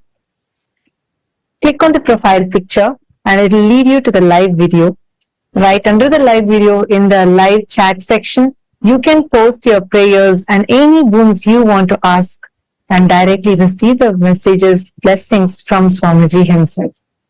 This is Facebook. Please head to Kailasa's SPHJGM Nithyananda Paramashivam, the official Facebook page, and don't forget to follow it. That's why you'll be receiving all the latest news, events, and updates. And in the live video section of the Facebook page, you can go to the live video, post all your prayers, blessings, requests, all of it as a comment under the live video. Today, to all the Hindus, the born Hindus, practicing Hindus, all the members of Raj Sabha and Chit Sabha, we invite all of you to take part in today's voting. Today in the program, we all learnt about invincibility. We all learnt about simple integrity, simple obedience to the Guru, how that makes an inner space invincible. Today, we'd like to ask all the members of Raj Sabha, any born and practicing Hindus can take part. All of you can be a part of the Raj Sabha voting. Today's question for the members of Rajya Sabha is, what is your take on the importance of Guru Shishya Sampradaya's revival in Hinduism? Options are, I feel it is crucial and the need of the hour for Hinduism. Option B is, I feel the Sampradaya as it exists today is good enough. You feel that it is already there.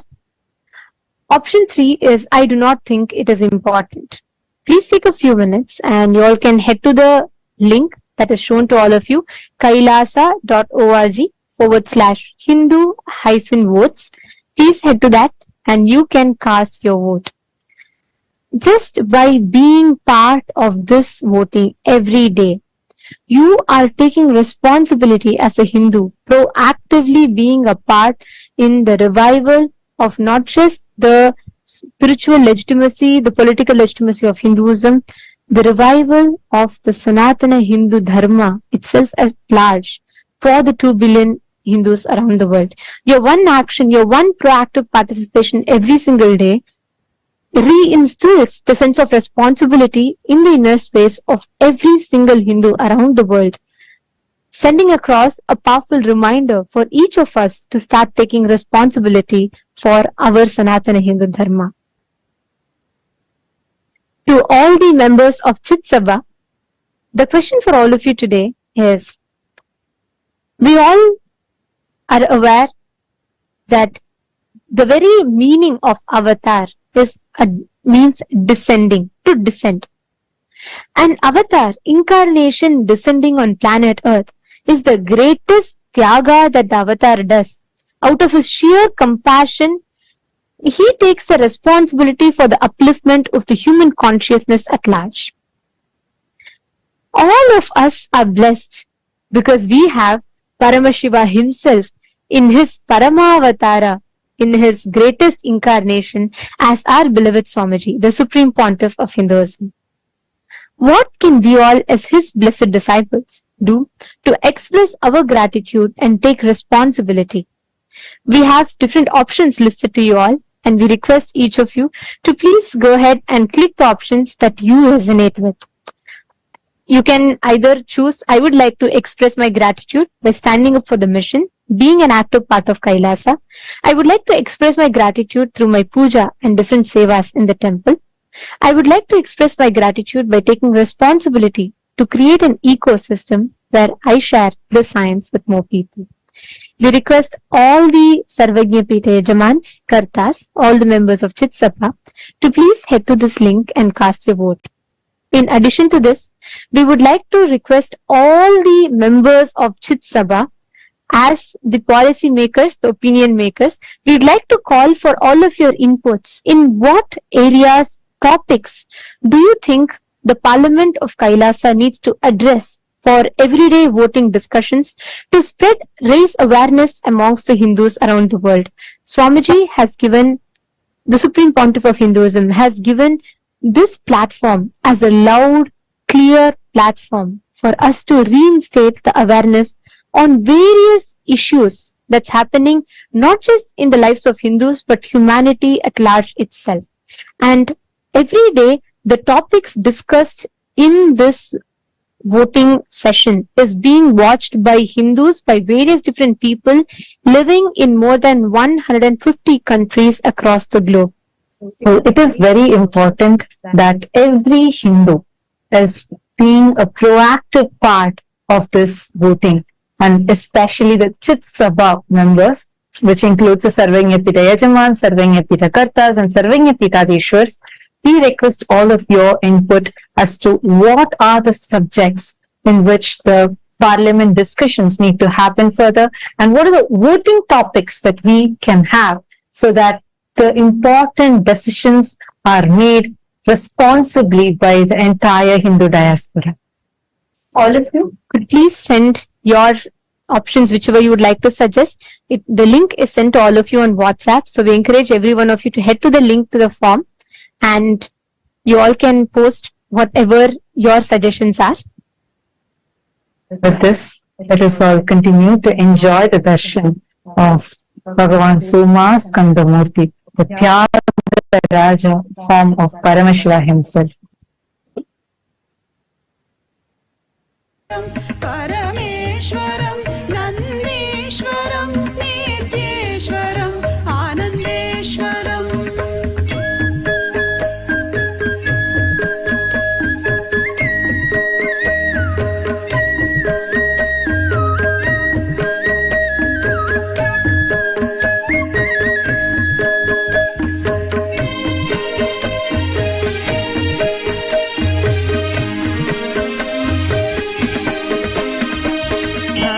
संरक्षण कृत अवतारम् उचित समय प्रकटित अवतारम् धर्म संरक्षण कृत अवतारम् उचित समय प्रकटित अवतारम् चतुर्थत्व उपदेशित दैवम् अद्वैतामृत अनुभवसारम् चतुर्थत्व उपदेशित दैवम्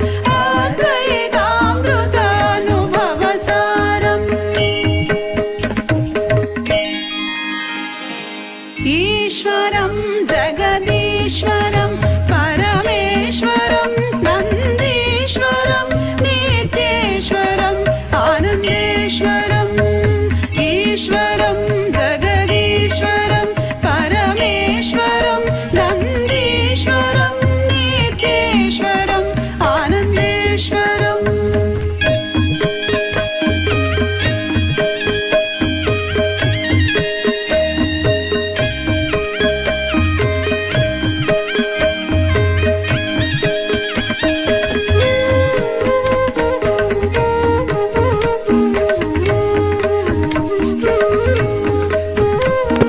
Navaratri and the Shri Krishna in the Shri Mandapam, the presiding deity of Devi Paramashiva and the Supreme Pontiff of Hinduism, Bhagavan Nithyananda Paramashivam, are facing in the Rajajeshwari Alankara. Rajajeshwari is the presiding deity of the Shri Vidya Shakta traditions. Rajajeshwari literally means the royal and most supreme goddess. She is the most splendid form of the cosmic mother and most merciful and protecting cosmic energy. In the Vaikuntha Mandapam, Sri Anand Venkateshwara Swami is gracing his Ekalavya along Sri Devi and Buddha on the Swarna, the Rudavahan, and Mahabharata Mandapam, the Supreme Pontiff of Hinduism, Bhagavan Nithyananda Paramashivam is also gracing the Alankaram as Devi Rajarajeshwari. Let us now offer our worship and gratitude at the divine lotus feet of the deities of Devi Rajarajeshwari, of Ananda Venkateshwara Swami, and also Vigraha of the Supreme Pontiff of Hinduism, Bhagavan Nithyananda Paramashivam.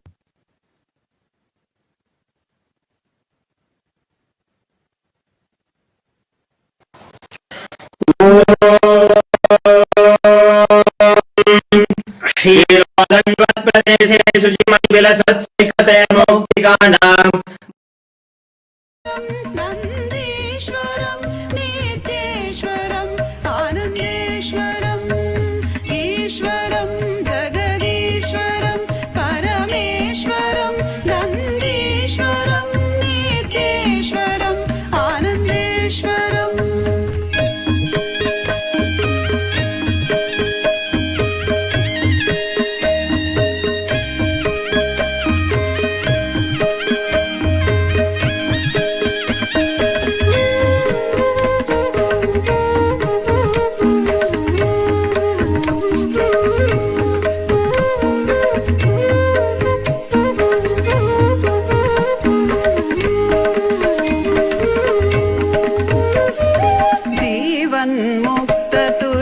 जीवन्मुक्ततुर्यपदनाथम् अभयहस्तमङ्गलकरपादं जीवन्मुक्ततुर्यपदनाथम् अभयहस्तमङ्गलकरपादं विश्वाय सुलभकृतवेदान्तम् उपनिषदागाढगम्भीरज्ञानं विश्वाय सुलभकृतवेदान्तम् उपनिषदागाढगम्भीरज्ञानम् ईश्वरं जगदीश्वरं परमेश्वरं नन्दीश्वरं नित्येश्वरम् आनन्देश्वरम् ईश्वरं जगदीश्वरं परमेश्वरं नन्दीश्वरं नित्येश्वरम् आनन्देश्वरं नित्येश्वरम् आनन्देश्वरं नित्येश्वरम् आनन्देश्वरम् भज नित्यानन्द विश्वम्भरा भज नित्यानन्द विश्वम्भरा भज नित्यानन्द विश्वम्भरा भज नित्यानन्द विश्वम्भरा गङ्गाधरा दिगम्बरा गङ्गाधरा दिगम्बरा गङ्गाधरा दिगम्बरा गङ्गाधरा दिगम्बरा भज नित्यानन्द विश्वम्भरा भज नित्यानन्द विश्वम्भरा भज नित्यानन्द विश्वम्भरा भज नित्यानन्द विश्वम्भरा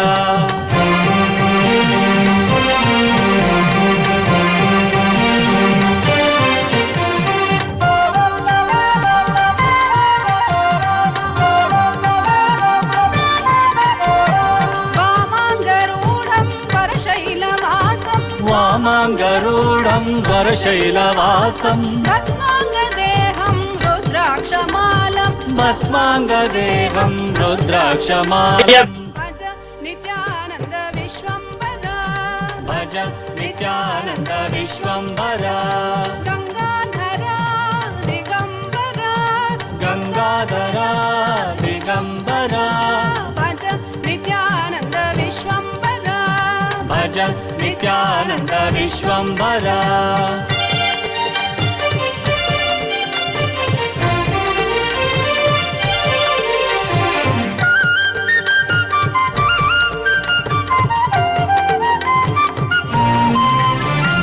गौराङ्ग श्रीरङ्ग प्रज्वल नेत्रं गौराङ्ग श्रीरङ्ग प्रज्वल नेत्रं भज नित्यानन्द ईश्वर रूपं भज नित्यानन्द ईश्वर रूपं जटाधरा महादेवा जटाधरा महादेवा जटाधरा महादेवा जटाधरा महादेवा अतिसुन्दरा ಅತಿ ಸುಂದರ ಸುಮನೋಹರ ಸರ್ವ ಅಭಯ ಪ್ರದ ನಿತ್ಯಾನಂದ ಸರ್ವ ಅಭಯ ಪ್ರದ ನಿತ್ಯಾನಂದ ಗಂಗಾಧರ ದಿಗಂಬರ ಗಂಗಾಧರ ದಿಗಂಬರ ಭಜ ನಿತ್ಯಾನಂದ ವಿಶ್ವಂಬರ ಭಜ ನಿತ್ಯಾನಂದ ವಿಶ್ವಂಬರ ಭಜ ನಿತ್ಯಾನಂದ ವಿಶ್ವಂಬರ ಭಜ ನಿತ್ಯಾನಂದ ವಿಶ್ವಂಬರ ಗಂಗಾಧರ ದಿಗಂಬರ ಗಂಗಾಧರ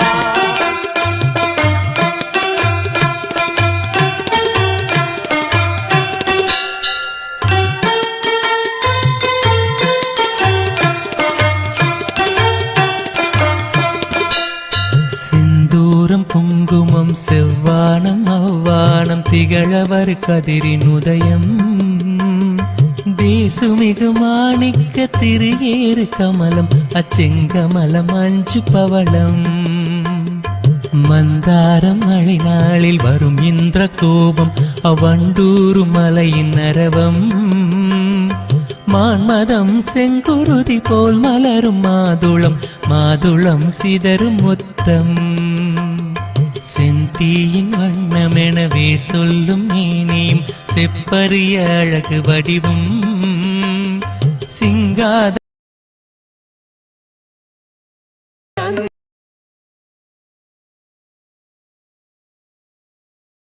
ಆದಿದೇವಾ ನಿತ್ಯಾನಂದ ಮಹಾದೇವ ನಿತ್ಯಾನಂದ ಗುರುದೇವ ನಿತ್ಯಾನಂದ ದೇವಾದಿದೇವ ನಿತ್ಯಾನಂದ ಪರಮಹಂಸ ನಿತ್ಯಾನಂದ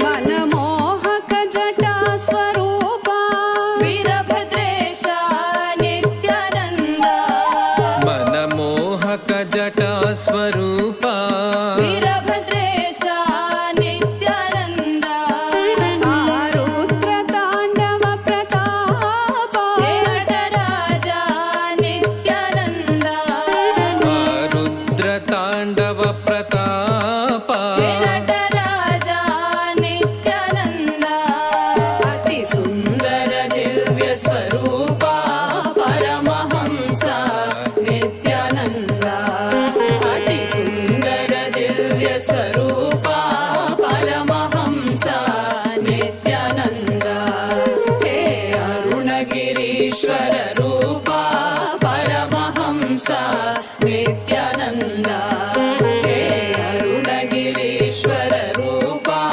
ಪರಮಹಂಸ ನಿತ್ಯಾನಂದ ಪರಮಹಂಸ ನಿತ್ಯಾನಂದ ಪರಮಹಂಸ ನಿತ್ಯಾನಂದ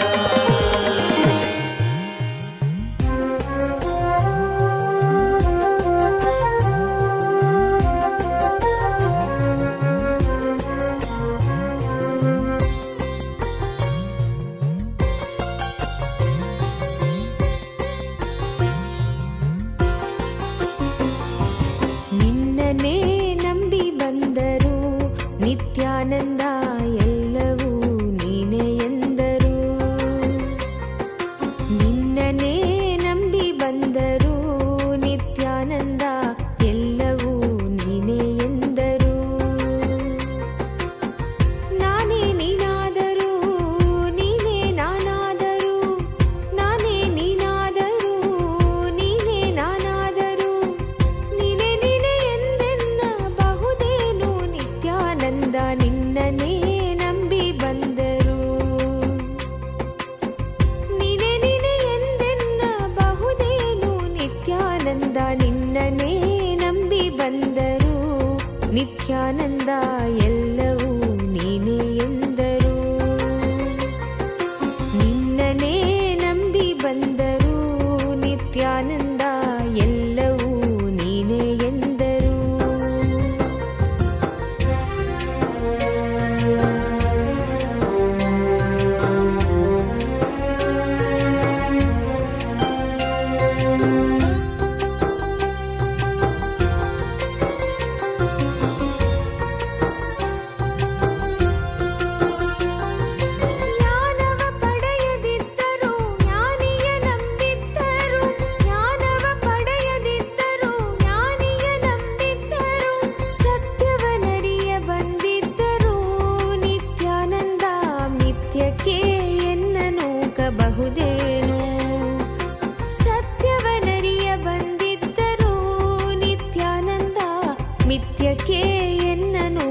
ಒಪ್ಪಿಸಬಹುದೇನು ನಿತ್ಯಾನಂದ ನಿನ್ನನೇ ನಂಬಿ ಬಂದರು ನಿತ್ಯಾನಂದ ಎಲ್ಲವೂ ನೀನೇ ಎಂದರು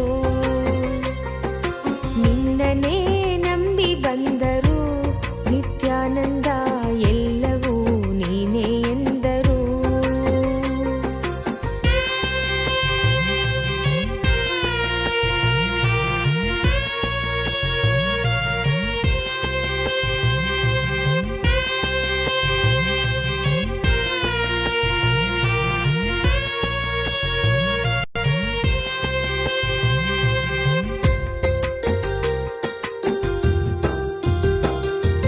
ಎಂದಿಗೂ ನಾ ಗೆಲ್ಲದಿದ್ದರೂ ನಿತ್ಯಾನಂದ ಎಲ್ಲ ಗೆದ್ದವನಾದ ನಿನ್ನ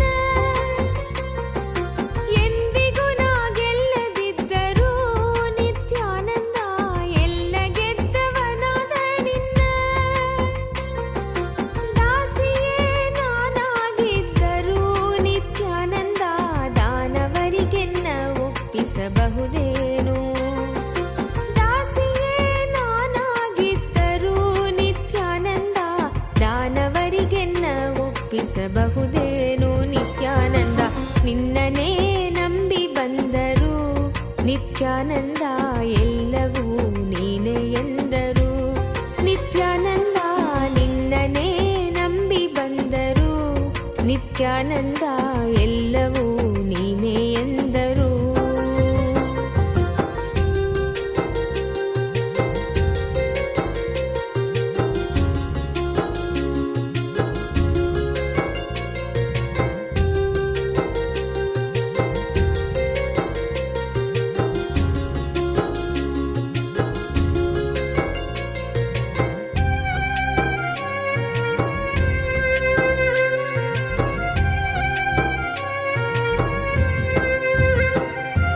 ಹರಿಯದವರು ಅರಿತಂತಿದ್ದರು ಹರಿಯದವರು ಅರಿತಂತಿದ್ದರು ಹರಿದವರು ಅರಿಯದಂತಿದ್ದರು ಹರಿದವರು ಅರಿಯದಂತಿದ್ದರು ಇದೆಲ್ಲವರ ಅರಿವು ನಿನಗಿದ್ದರು ನಿತ್ಯ ಇದೆಲ್ಲವರ ಅರಿವು ನಿನಗಿದ್ದರು ಹರಿಯದವನಂತೆ ನೀ ಸುಮ್ಮನಿರಬಹುದೇನು ನಿನ್ನನೇ ನಂಬಿ ಬಂದರು ನಿತ್ಯಾನಂದ ಎಲ್ಲವೂ ನೀನೇ ಎಂದರು ನಿನ್ನನೇ ನಂಬಿ ಬಂದರು ನಿತ್ಯಾನಂದ ಎಲ್ಲವೂ ನೀನೇ ಎಂದರು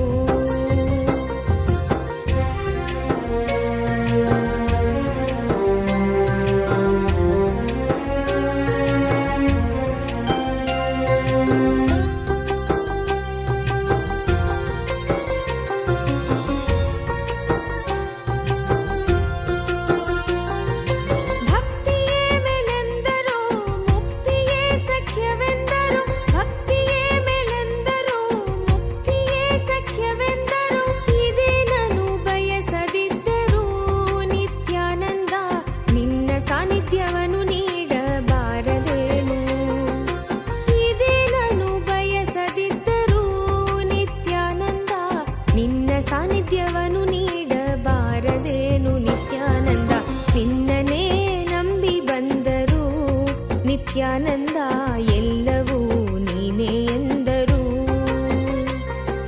ನಿನ್ನನೇ ನಂಬಿ ಬಂದರು ನಿತ್ಯಾನಂದ ಎಲ್ಲವೂ ನೀನೇ ಎಂದರು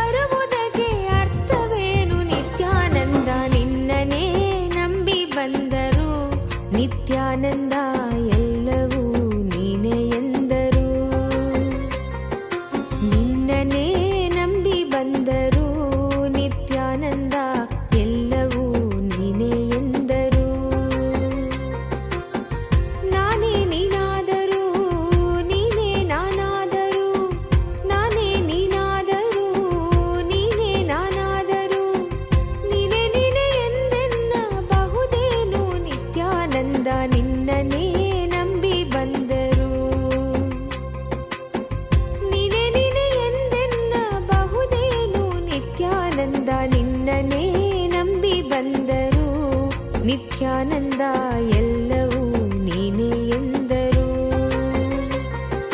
ನಿನ್ನನೇ ನಂಬಿ ಬಂದರು ನಿತ್ಯಾನಂದ ಎಲ್ಲವೂ ನೀನೇ ಎಂದರು.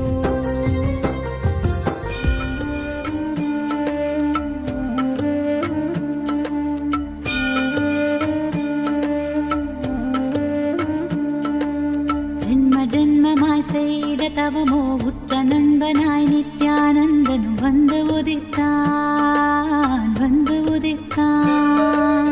ஜென்ம ஜென்மமாய் செய்த தவமோ உற்ற நண்பனாய் நித்யானந்தன் வந்து உதித்தான், வந்து உதித்தான். காக்கும் இறையே நட்பின் உருவாய் வந்த களிப்பால் கட்டு கடங்கா மகிழ்வு கொண்டே, மகிழ்வு கொண்டே. மலை போல் வரும் துயர் யாவையும் நொடிப்போதினில் பொடியாக்கிட புயலாய் வருவான், துணையென வருவான். ஜென்ம ஜென்மமாய் செய்த தவமோ உற்ற நண்பனாய் நித்யானந்தன் வந்து உதித்தான், வந்து உதித்தான்.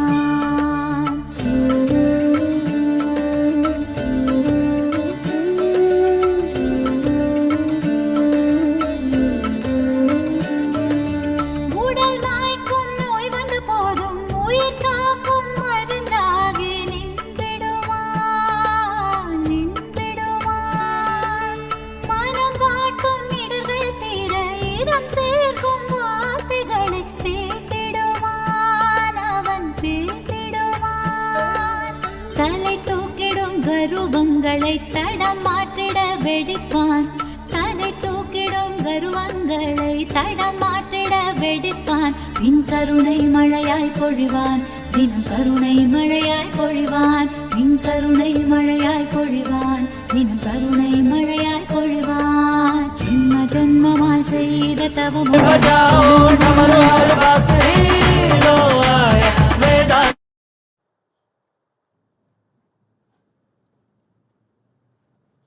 Om, Om, Om.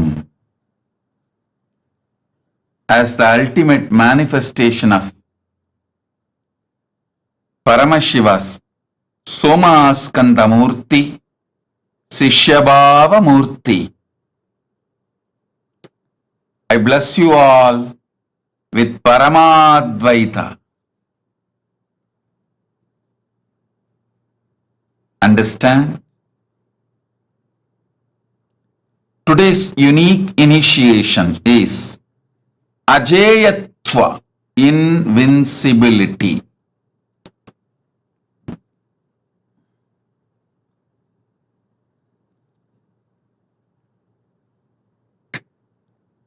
I'll give you the deeper dimensions of invincibility.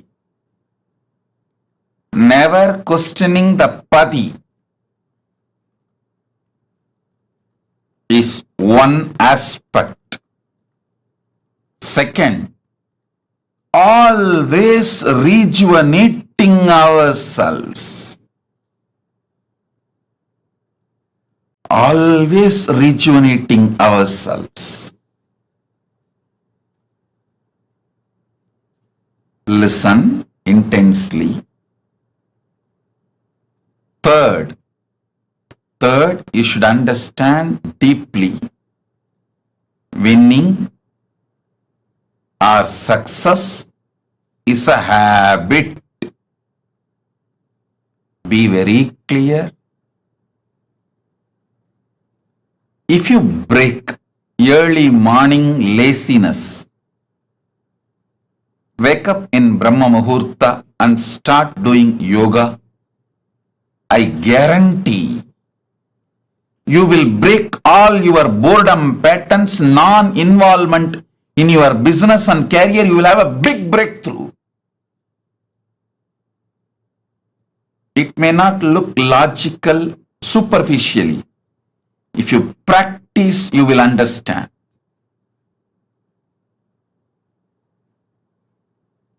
Success is habit. A person who wakes up in Brahma Muhurta, does yoga develops the habit of success inside them, the will persistence overpowers you, then your tiredness, boredom, the toxic non-involvement, victimhood, whining, all those patterns. Listen. At least 7 top US university studies I read. US universities have studied the Christians who are teaching their churches regularly. Listen, Christians who are teaching their churches. There are many denominations, many different church organizations. Any Christian who teaching means all of you should understand, giving the percentage of their earning. I think they give Dasama Bhaga, 1/10 to the church. All those Christians who regularly teach, who give 1/10 of their earning to church, they all live a rich life. You will be surprised. You may be thinking, how? If you give money, naturally you should be having less. That is not the. In reality, the logic of life is different. When they teach to their church, naturally, they create a community feeling, the ecosystem. It does so many good to their inner space in so many levels. Like regularly they attend church, regularly they read their spiritual teachings, regularly they follow and they live as a stable family. So many other side effects, after effects. They end up being more richer than the Christians who don't teach. It's a 7 different university studies.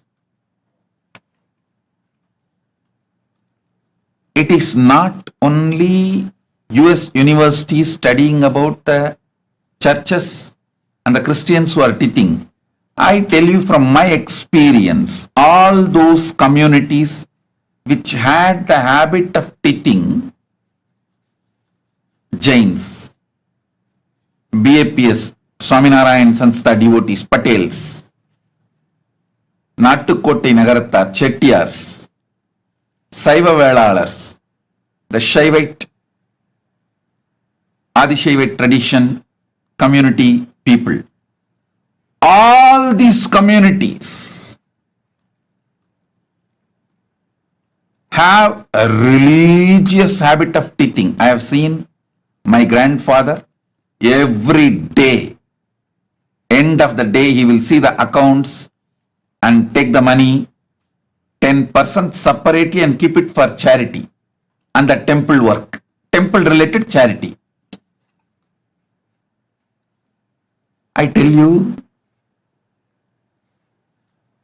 this actually made him not only richer, this actually made him feel so good about himself. He was able to break so many patterns because end of the day he knows whatever he makes is going to go for some good work. Listen, feeling good about yourself, your purpose, your existence brings tremendous healing, strength, energy, power inside you. That is what is the source of invincibility. Last 4-5 days, I am having continuous chatting with my global Sarvanyapita head of the regions. We have all over the world so many Sarvangapitas. There are so many head of the regions. With many of them, I am having last 3-4 days a continuous interaction. One of the important things I was teaching them, which is useful even for all of you. So I am revealing those teachings to all of you. It was a sacred, secret teaching given to them. Not only for them, it will be useful for all of you also in your lives. So I am sharing it with all of you here. Listen. There is no such thing as you cut down on other fields and focus your energy on one field and you achieve success. No. Many times people try to tell, Swamiji, I wanted to focus on my business and achieve success. So I stopped doing yoga, puja, stopped going even to our temple. I am focusing myself on my business. Nothing will happen, I am telling you. I am telling you, nothing will happen. Success is habit. It has no other shortcuts. If you are breaking the pattern of morning laziness, tiredness and start doing yoga, you will break all patterns of non-involvement and you will develop your relationships in a best way. You will develop your business in a great way. You will have enough time for your spiritual practices, visiting temple, volunteering, doing seva, everything. Listen.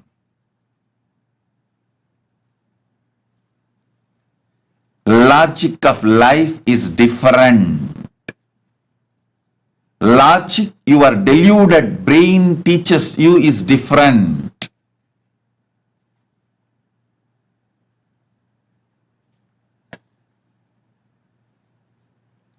I have always seen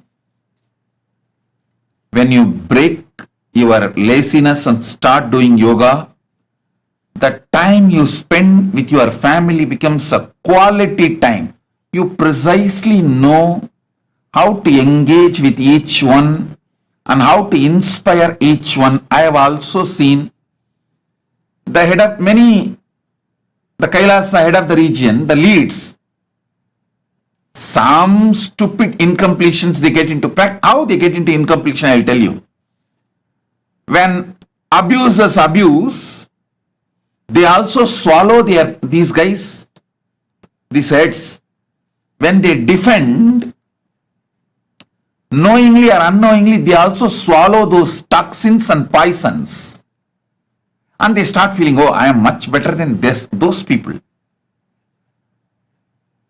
They set very low standard for themselves and always they are in the defensive mood, never actively enriching mode. So what happens? The same thing will start with the family relationships. How you behave with the Sangha relationships, Sangha activities, the same thing you are going to do with your family. Same thing you are going to do with your body. Understand? Once you allow toxicity to settle in you, in any form, tiredness, frustration, boredom, anger, that why should I do so much, all that, what am I going to gain by doing it, that bargaining tendency, or whining, victim card, anything, any of this toxicity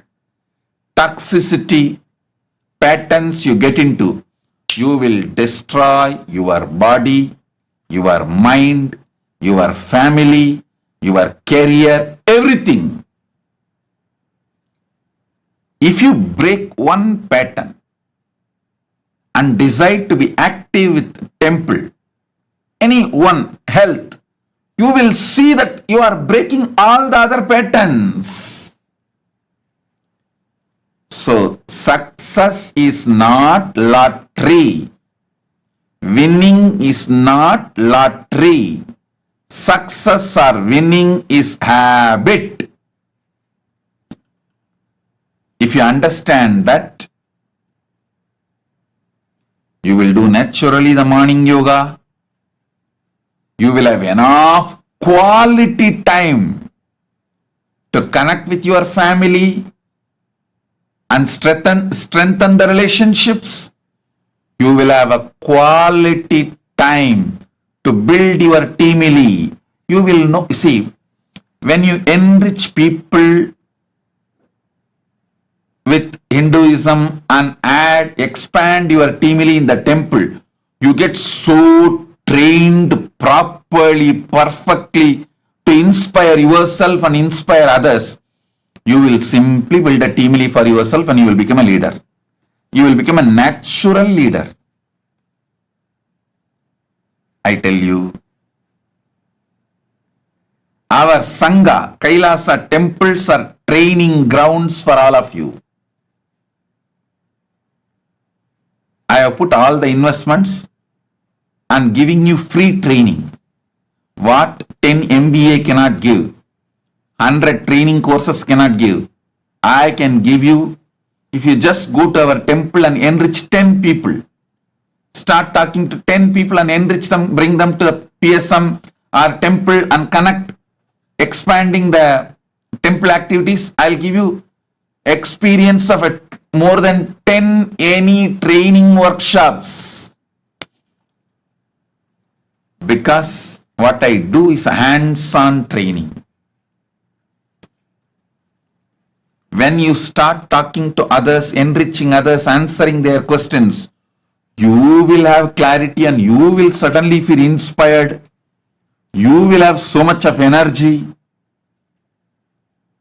That energy of invincibility will start oozing in you. Understand, success is habit. If you are successful in morning yoga, you will be successful in building Sangha. You will be successful in building your family. You will be successful in building your career. You will be successful in building your spiritual practice, everything. Success is habit.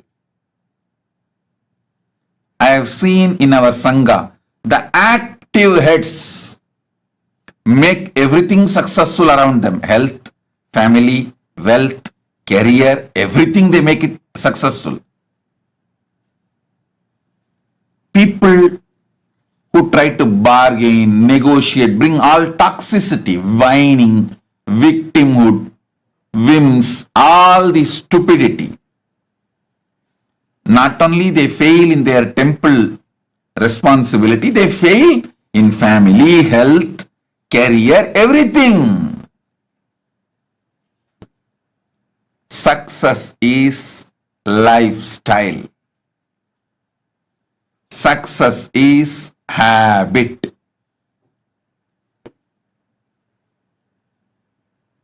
Every day now we have a live yoga, 7 a.m. Eastern time.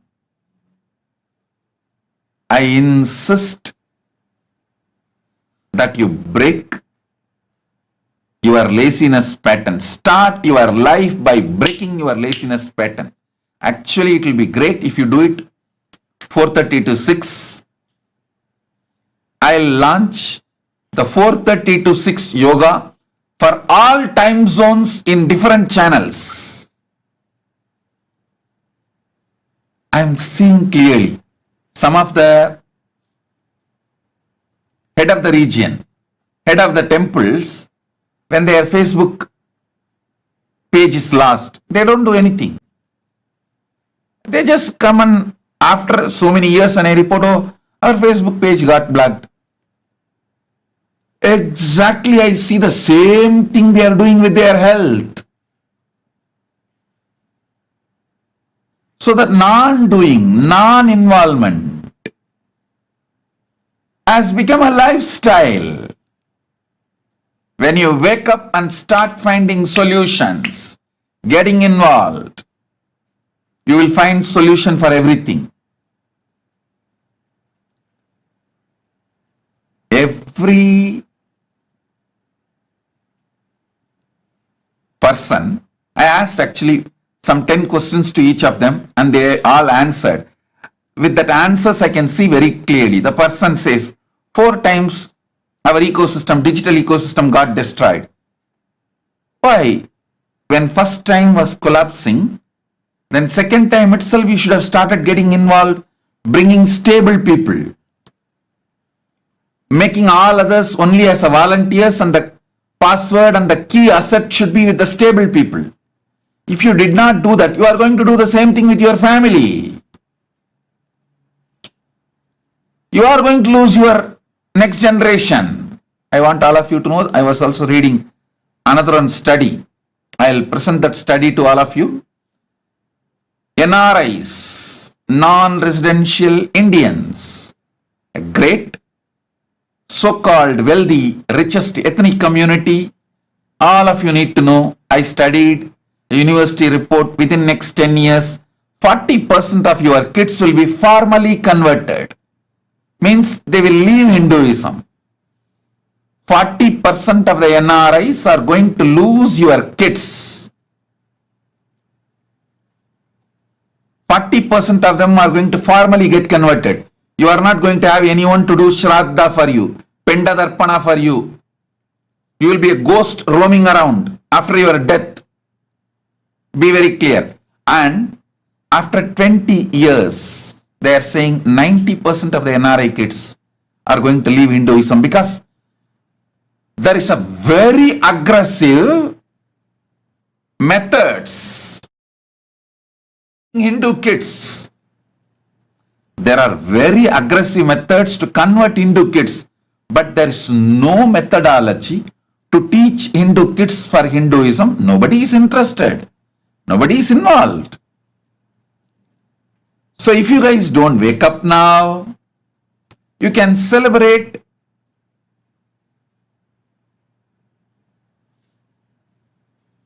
I don't want to utter that word, but I have no other way. Death of Hinduism in the countries where you migrated in 20 years. It's up to you. I can only give you the facts, informations.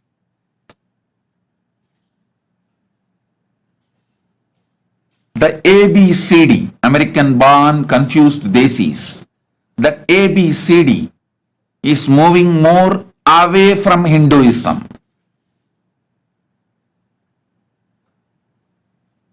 And there is no concerted effort put by any of the Hindu organizations or the Hindu gurus or the Hindu parents.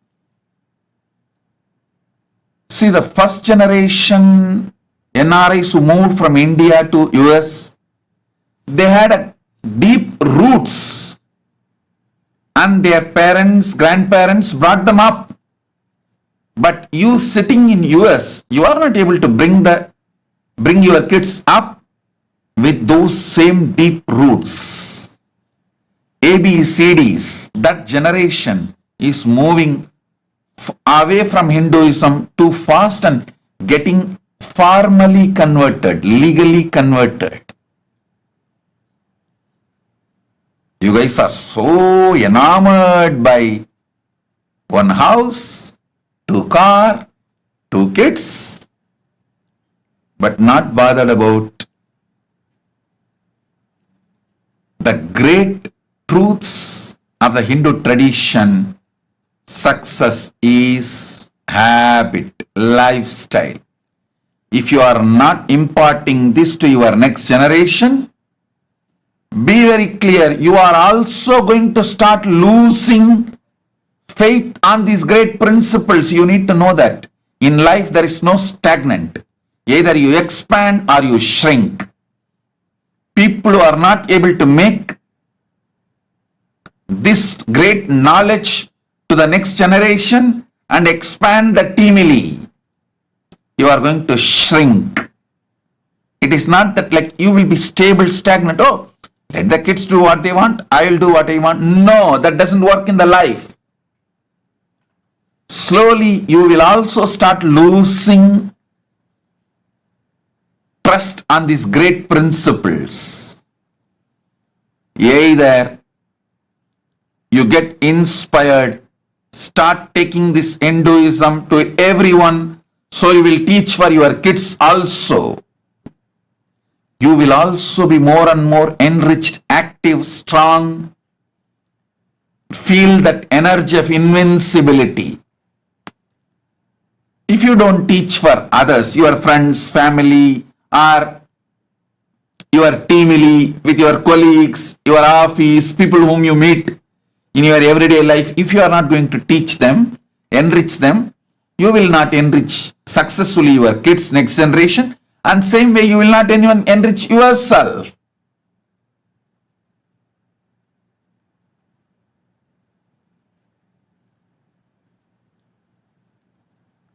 There's only two possibilities. Either you are active, make success as a habit, or you shrink. Up to you.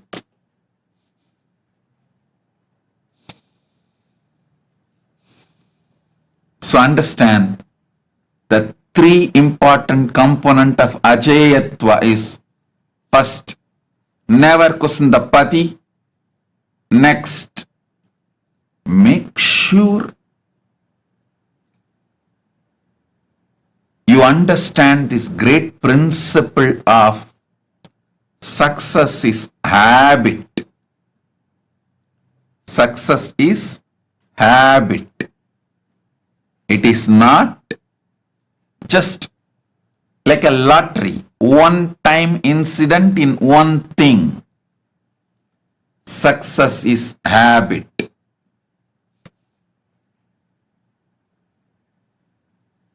Life is all about the strengths you build inside, the powers you build inside, the identity you build inside, the consciousness you build inside. So outer life is just expression of the strengths you build inside.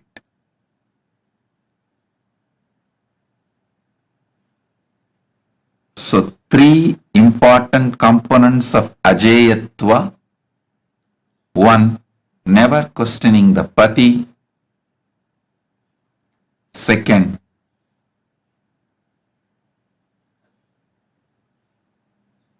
making success as a habit in every field, in every level, in every action, in every aspect, in every dimension of your life.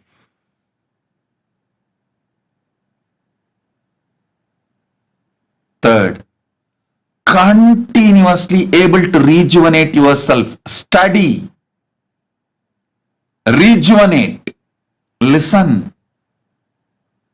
Even Paramashiva was ready to sit as a disciple to his own son as a Sishyabhava Murti, because Paramashiva shows, I am ultimate but not final. I will go on be expanding. I will study. Studying, the habit of studying and expanding is the quality of Paramashiva. He is showing this through this Sishyabhava Murti. He is not closed. He is not dead. He is not ended.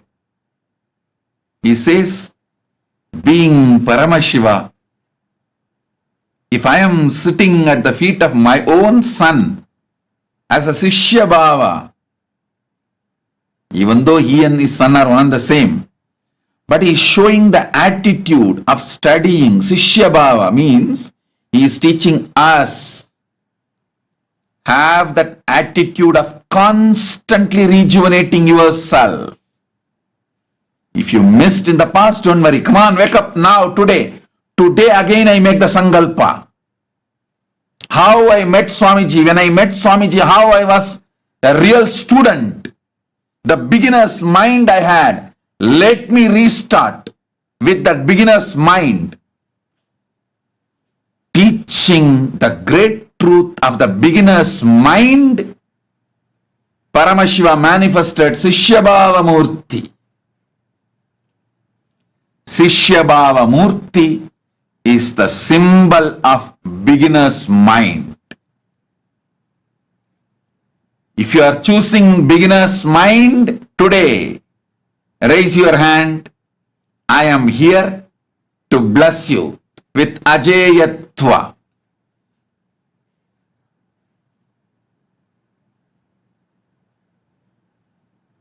I am repeating 3 things, 3 important components for Ajeyatva. 1. Never question Pati. 2. Always decide to rejuvenate yourselves. Keep that beginner's mind as a lifestyle. You have failed does not mean you are a failure. How you came to me as a devotee disciple in the beginning with the beginner's mind, learn to rejuvenate, refresh that beginner's mind. Decide to rebuild. 3rd important truth, success is habit. If you raise your hands for all these 3 truths, I am raising my hands to initiate you, to give you Ajeyatva, invincibility. I also initiate and energize Subramanya Yantra. All of you brought and the Aushadas. And today, I'll awaken the Kundalini Shakti to give you the experience of Ajeyatva to all of you.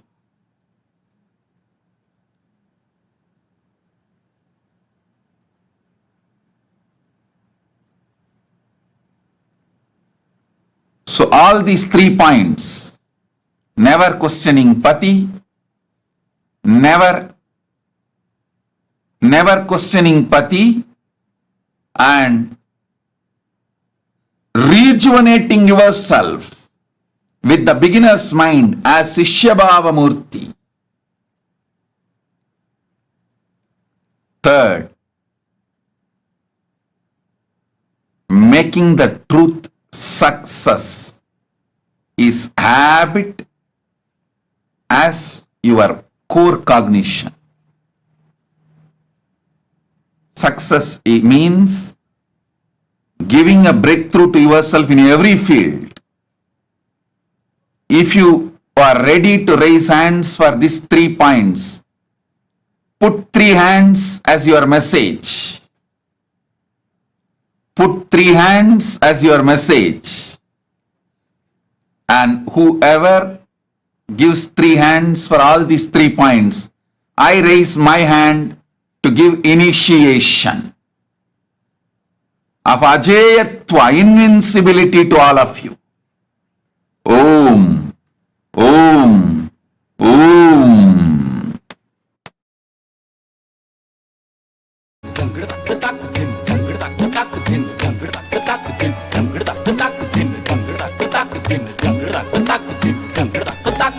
ನಿತ್ಯನ್ನ ಪೂರ್ಣತ್ವದಾಕರೆ ಆಲಿಸು ನಿತ್ಯನ್ನ ಪೂರ್ಣತ್ವದಾಕರೆ ಜಗದಾರಿಸ್ತ್ವಂ ಅಂತಸ್ತ್ವಂ ಹೇ ಜಗತ್ಕಾರಣ ಮಮ ಸಂಘರ್ಷತ್ವಂ ಪೂರ್ಣತ್ವಂ ರುದ್ರ ತಾಂಡವ ಪ್ರತಾಪ ನಟರಾಜ ನಿತ್ಯಾನಂದ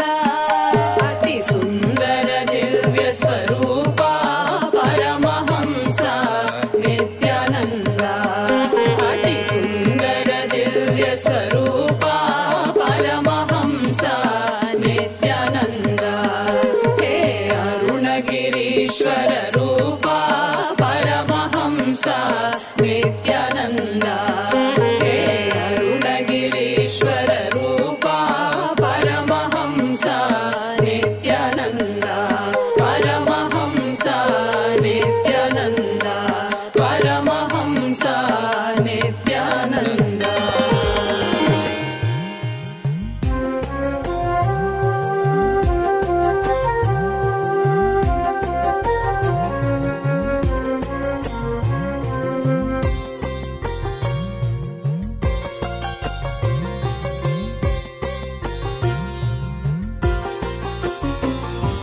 ನಿನ್ನನೇ ನಂಬಿ ಬಂದರು ನಿತ್ಯಾನಂದ ಎಲ್ಲವೂ ನೀನೆ ಎಂದರು. ನಿನ್ನನೇ ನಂಬಿ ಬಂದರು ನಿತ್ಯಾನಂದ ಎಲ್ಲವೂ ನೀನೆ ಎಂದರು. ನಾನೇ ನೀನಾದರೂ ನೀನೇ ನಾನಾದರೂ ನಾನೇ ನೀನಾದರೂ ನೀನೇ ನಾನಾದರೂ ನೀನೆ ನೀನೆ ಎಂದೆನ್ನ ಬಹುದೇನು ನಿತ್ಯಾನಂದ ನಿನ್ನನೇ ನಂಬಿ ಬಂದರು. ನೀನೆ ನೀನೆ ಎಂದೆನ್ನ ಬಹುದೇನು ನಿತ್ಯಾನಂದ ನಿನ್ನನೇ ನಂಬಿ ಬಂದರು ನಿತ್ಯಾನಂದ ಎಲ್ಲವೂ ನೀನೆ ಎಂದರು. ನಿನ್ನನೇ ನಂಬಿ ಬಂದರು ನಿತ್ಯಾನಂದ ಎಲ್ಲವೂ ನೀನೆ ಎಂದರು.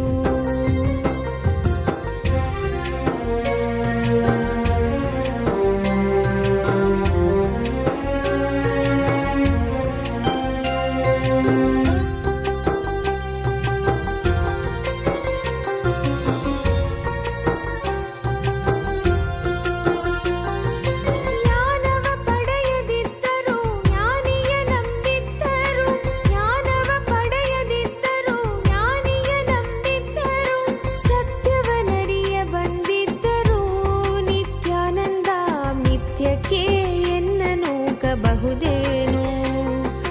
ಸತ್ಯವನರಿಯ ಬಂದಿದ್ದರು ನಿತ್ಯಾನಂದ ಮಿಥ್ಯಕ್ಕೆ ಎನ್ನ ನೂಕಬಹುದೇನು. ನಿತ್ಯಾನಂದ ನಿನ್ನನೇ ನಂಬಿ ಬಂದರು ನಿತ್ಯಾನಂದ ಎಲ್ಲವೂ ನೀನೆ ಎಂದರು. ನಿನ್ನನೇ ನಂಬಿ ಬಂದರು ನಿತ್ಯಾನಂದ ಎಲ್ಲವೂ ನೀನೆ ಎಂದರು.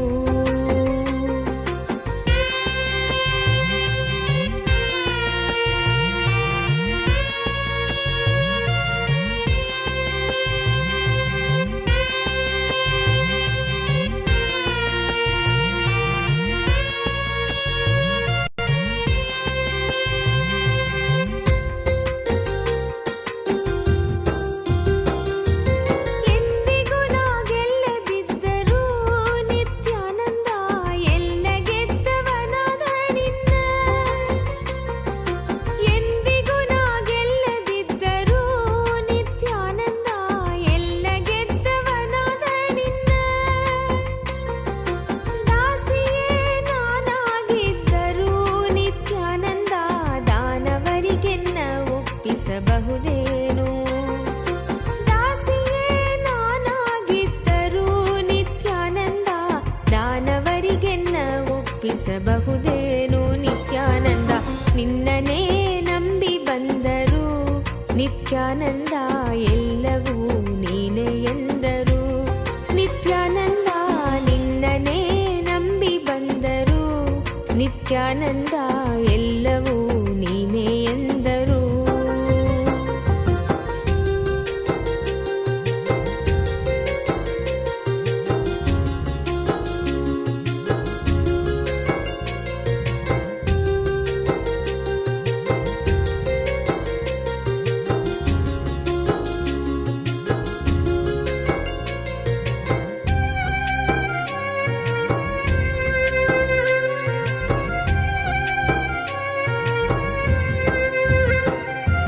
ಹರಿಯದವರು ಅರಿತಂತಿದ್ದರು ಹರಿಯದವರು ಅರಿತಂತಿದ್ದರು ಅರಿತವರು ಅರಿಯದಂತಿದ್ದರು ಅರಿತವರು ಅರಿಯದಂತಿದ್ದರು ಇದೆಲ್ಲವರ ಅರಿವು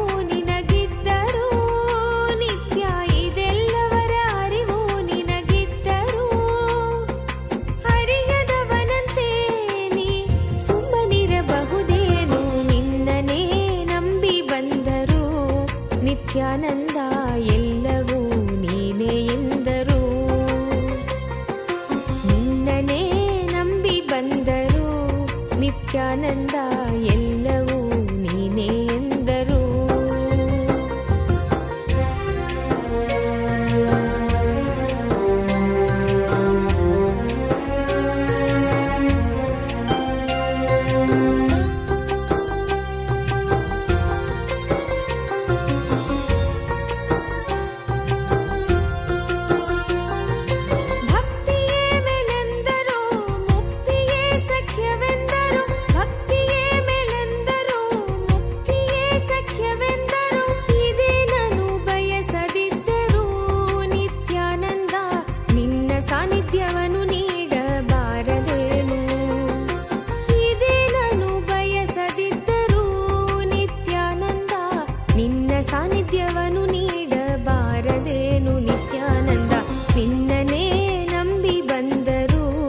ನಿತ್ಯಾನಂದ ಎಲ್ಲವೂ ನೀನೇ ಎಂದರು. ನಿನ್ನನೇ ನಂಬಿ ಬಂದರು ನಿತ್ಯಾನಂದ ಎಲ್ಲವೂ ನೀನೇ ಎಂದರು.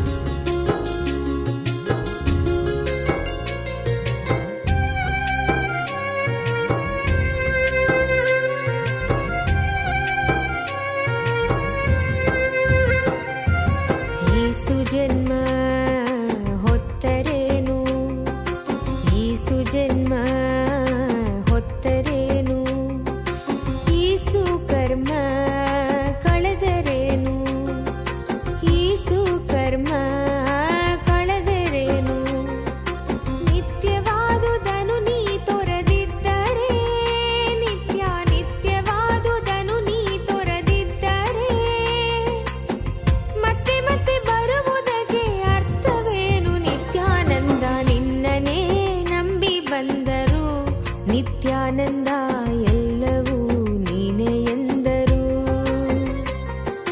ನಿನ್ನನೇ ನಂಬಿ ಬಂದರು ನಿತ್ಯಾನಂದ ಎಲ್ಲವೂ ನೀನೇ ಎಂದರು. ನಾನೇ ನೀನಾದರೂ ನೀನೇ ನಾನಾದರೂ ನಾನೇ ನೀನಾದರೂ ನೀನೇ ನಾನಾದರೂ ನೀನೇ ನೀನೇ ಎಂದೆನ್ನ ಬಹುದೇನು. ನಿತ್ಯಾನಂದ ನಿನ್ನನೇ ನಂಬಿ ಬಂದರು ನೀನೇ ನೀನೇ ಎಂದೆನ್ನ ಬಹುದೇನು. ನಿತ್ಯಾನಂದ ನಿನ್ನನೇ ನಂಬಿ ಬಂದರು ನಿತ್ಯಾನಂದ ಎಲ್ಲವೂ ನೀನೇ ಎಂದರು. ನಿನ್ನನೇ ನಂಬಿ ಬಂದರು ನಿತ್ಯಾನಂದ ಎಲ್ಲವೂ ನೀನೇ ಎಂದರು.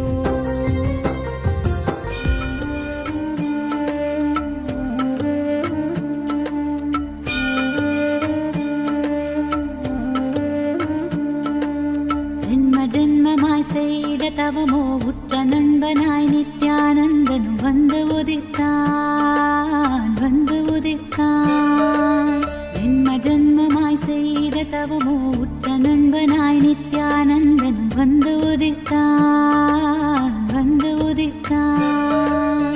കാക്കുമിറയെ നട്ടിൻ ഉരുവാய் വந்த களிப்பால் கட்டு கடங்கா மகிழ்வு கொண்டே மகிழ்வு கொண்டே.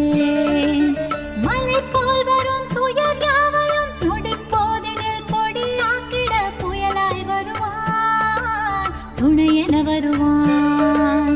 ஜென்ம ஜென்மமாய் செய்த தவமோ உற்ற நண்பனாய் நித்யானந்தனும் வந்து உதித்தான் வந்து உதித்தான்.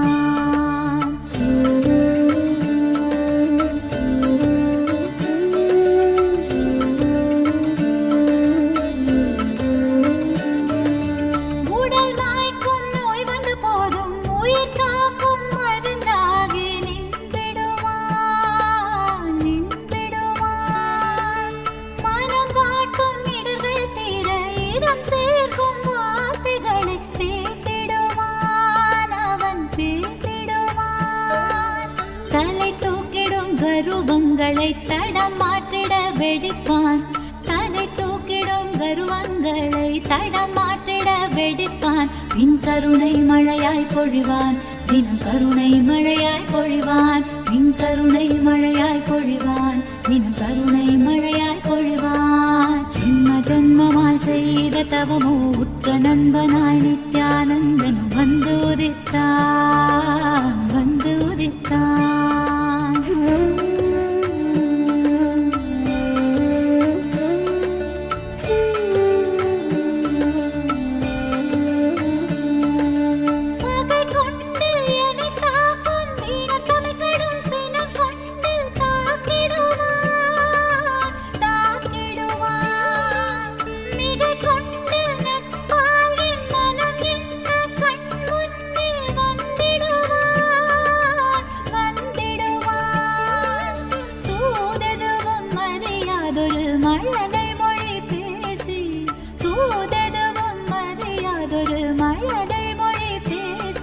எந்தன் மகிழ்வை தளர்த்திடச் செய்வான், நித்தின் மகிழ்வை தளர்த்திடச் செய்வான். எந்தன் மகிழ்வை தளர்த்திடச் செய்வான், நித்தின் மகிழ்வை தளர்த்திடச் செய்வான். ஜென்ம ஜென்மமாய் ஜென்ம ஜென்மமாய் ஜென்ம ஜென்மமாய் ஜென்ம ஜென்மமாய் ஜென்ம ஜென்மமாய் செய்த தவமோ உற்ற நண்பனாய் நித்யானந்தன் வந்து உதித்தான், வந்து உதித்தான்.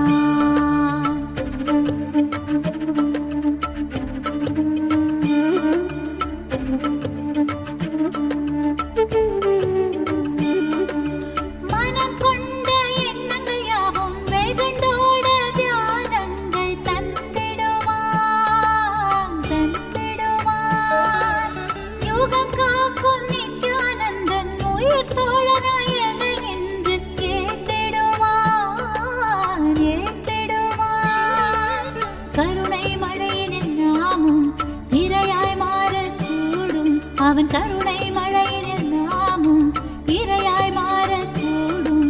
சரணம் அடைந்தால் அருள்வான், அவன் சரணம் அடைந்தால் அருள்வான். சரணம் அடைந்தால் அருள்வான், அவன் சரணம் அடைந்தால் அருள்வான். ஜென்ம ஜென்மமாய் செய்த தவமோ உற்ற நண்பனாய் நித்யானந்தனும் வந்து உதித்தான், வந்து உதித்தான். ஜென்ம ஜென்மமாய் செய்த தவமோ உற்ற நண்பனாய் நித்யானந்தன் வந்து உதித்தான், வந்து உதித்தான். காக்கும் இறையே நட்பின் உருவாய் வந்த களிப்பால் கட்டு கடங்கா மகிழ்வு கொண்டேன், மகிழ்வு கொண்டேன். காக்கும் இறையே நட்பின் உருவாய் வந்த களிப்பால் கட்டு கடங்கா மகிழ்வு கொண்டேன், மகிழ்வு கொண்டேன். மலை போல் வரும் துயர் யாவையும் நொடி போதினில் பொடியாக்கிட புயலாய் வருவான், துணையென வருவான். ஜென்ம ஜென்மமாய் செய்த தவமோ உற்ற நண்பனாய் நித்யானந்தன் வந்து உதித்தான், வந்து உதித்தான். ஜென்ம ஜென்மமாய் ஜென்ம ஜென்மமாய் ஜென்ம ஜென்மமாய் ஜென்ம ஜென்மமாய் நித்யானந்தா.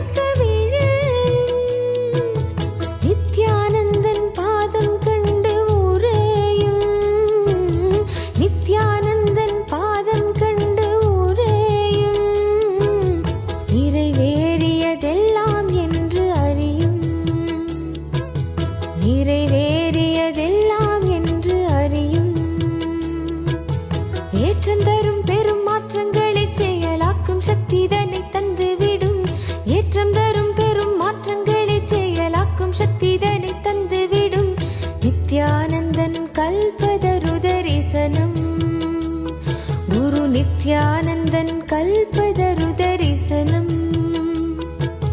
வேங்கை மனம் தன்னை கட்டுள் வைத்த பெரும் வெற்றி வாழ்வதனை தந்துவிடும் குரு நித்யானந்தன் கல்பதரு தரிசனம்.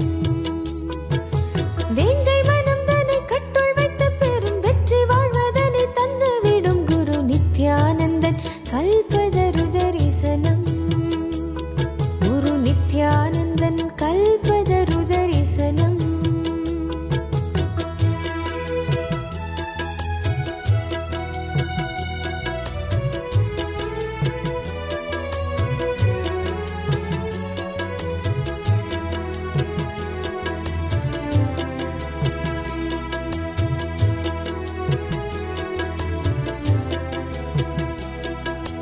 தாங்கும் நித்தியன் பாதம் தன்னை அடையும். தாயின் மடி தாவம் சேயாய் உருகும். தாங்கும் நித்தியன் பாதம் தன்னை அடையும். தாயின் மடி தாவம் சேயாய் உருகும். தேகம் மனரோகம் எல்லாம் விலகும். தேகம் மனரோகம் எல்லாம் விலகும். தெய்வீக நிலை தன்னில் ஆழ்ந்து நிறையும். தெய்வீக நிலை தன்னில் ஆழ்ந்து நிறையும். மாற்றமில்லாததை ஏற்றுக்கொள்ளும் உயர் புத்தி நிலை தன்னை காட்டிவிடும். மாற்றமில்லாததை ஏற்றுக்கொள்ளும் உயர் புத்தி நிலை தன்னை காட்டிவிடும். நித்யானந்தன் கல்பதரு தரிசனம். குரு நித்யானந்தன் கல்பதரு தரிசனம். தியானம் தானே தந்த தாகம் தீர்த்துவிடும். ஆன்ம ஞானம் எனும் ஆனந்தம் கூட்டிடும். நித்யானந்தன் கல்பதரு தரிசனம். தியானம் தானே தந்த தாகம் தீர்த்துவிடும். ஆன்ம ஞானம் எனும் ஆனந்தம் கூட்டிடும். நித்யானந்தன் கல்பதரு தரிசனம். குரு நித்யானந்தன் கல்பதரு தரிசனம். காக்கும் நித்திய தெய்வம் இங்கு வருமோ? வேண்டும் வரம் தன்னை அள்ளி தருமோ? காக்கும் நித்திய தெய்வம் இங்கு வருமோ? வேண்டும் வரம் தன்னை அள்ளி தருமோ? காணும் உயிர்க்கெல்லாம் ஆனந்த தருணமோ? நித்யானந்தன் கல்பதரு தரிசனமோ?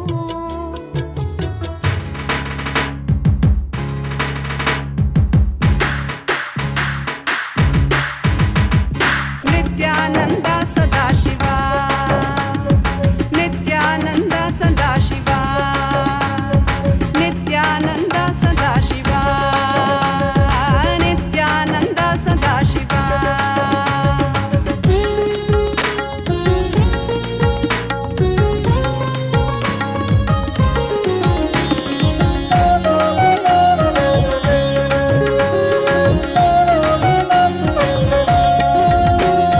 ಹುಟ್ಟುವಾಗ ಒಬ್ಬನೇ ಹೋಗುವಾಗ ಒಬ್ಬನೇ.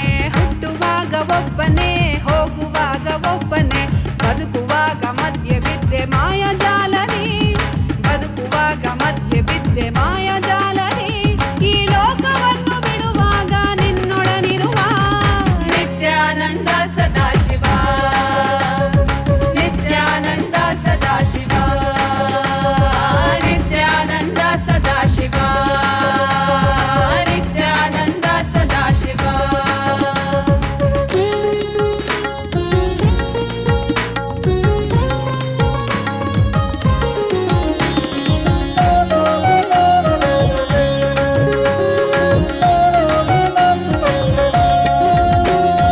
ಒಡವೆ ಬ್ಯಾಂಕು ಬ್ಯಾಲೆನ್ಸು ನಿನ್ನವಲ್ಲ ಎಂದಿಗೂ. ಒಡವೆ ಬ್ಯಾಂಕು ಬ್ಯಾಲೆನ್ಸು ನಿನ್ನವಲ್ಲ ಎಂದಿಗೂ. ಮಡದಿ ಮನೆ ಮಕ್ಕಳು ಎಂಬ ಮೋಹ ಕೊರೆಯುವುದು. ಮಡದಿ ಮನೆ ಮಕ್ಕಳು ಎಂಬ ಮೋಹ ಕೊರೆಯುವುದು. ಜ್ಞಾನದರಿವು ಭಕ್ತಿ ತಿಳಿವು ಶಕ್ತಿ ಕೊಡುವುದು. Nithyananda Sadashiva. Nithyananda Sadashiva. Nithyananda Sadashiva. Nithyananda Sadashiva.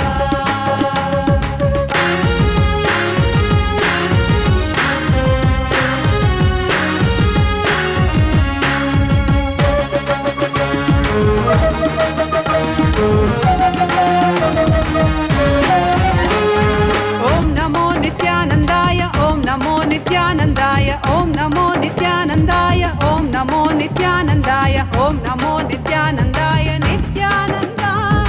Om Namo Nithyanandaya Nithyananda. Om Namo Nithyanandaya Nithyananda. Om Namo Nithyanandaya Nithyananda. Om Namo Nithyanandaya Nithyananda. Om Namo Nithyanandaya. Om Namo Nithyanandaya. Om Namo Nithyanandaya. Om Namo Nithyanandaya. Om Namo Nithyanandaya Nithyananda. Om Namo Nithyanandaya Nithyananda. Om Namo Nithyanandaya Nithyananda. Nithyananda Sadashiva. Nithyananda Sadashiva. Nithyananda Sadashiva. Nithyananda Sadashiva.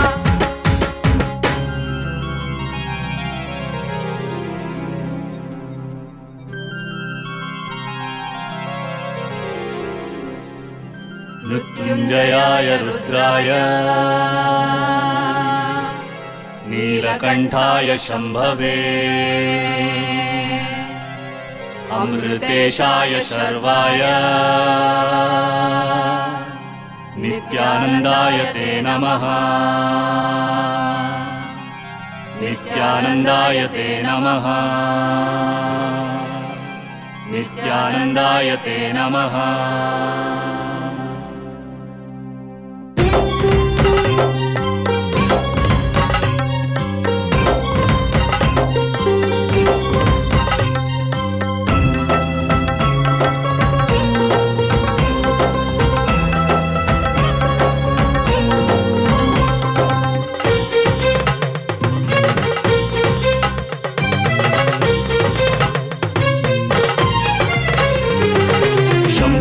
Shiv Shambho हर शंभो हर शंभो शंभो शिव शंभो हर शंभो हर शंभो शंभो शिव शंभो हर शंभो हर शंभो शंभो शिव शंभो हर शंभो हर शंभो नित्यानंदेश्वर बिडलिपुरीश्वर नित्यानंदेश्वर बिडलिपुरीश्वर सामगान प्रिय शंकर प्रेम हृदय शशिशेखर सामगान प्रिय शंकर प्रेम हृदय शशिशेखर नर्तन प्रिय परमेश्वर ईश्वर नित्येश्वर हर हर हर हर नर्तन प्रिय परमेश्वर ईश्वर नित्येश्वर हर हर हर हर शंकर शिव शंकर शंकर अभयंकर शंकर शिव शंकर शंकर अभयंकर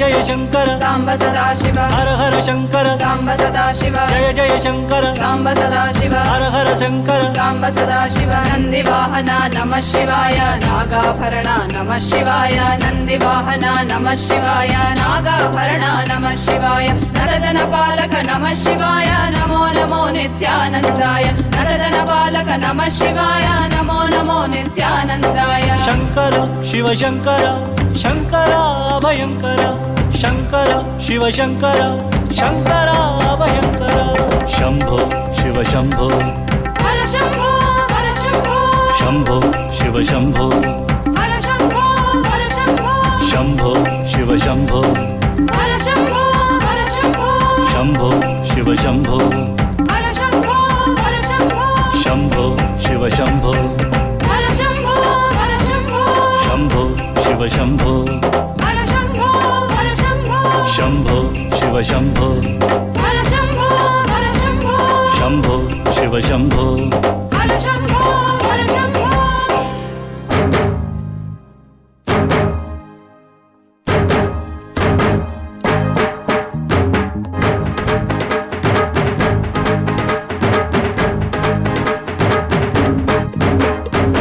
बिडदिपुरीश्वर अवतार पुरुष लोकनायकी पुत्र नित्यानंद बिडदिपुरीश्वर अवतार पुरुष लोकनायकी पुत्र नित्यानंद कालातीता माया लोकनायकी पुत्र नित्यानंद कालातीत मायातीत लोकनायकी पुत्र नित्यानंद बिडदिपुरीश्वर अवतार पुरुष लोकनायकी पुत्र नित्यानंद बिडदिपुरीश्वर अवतार पुरुष लोकनायकी पुत्र नित्यानंद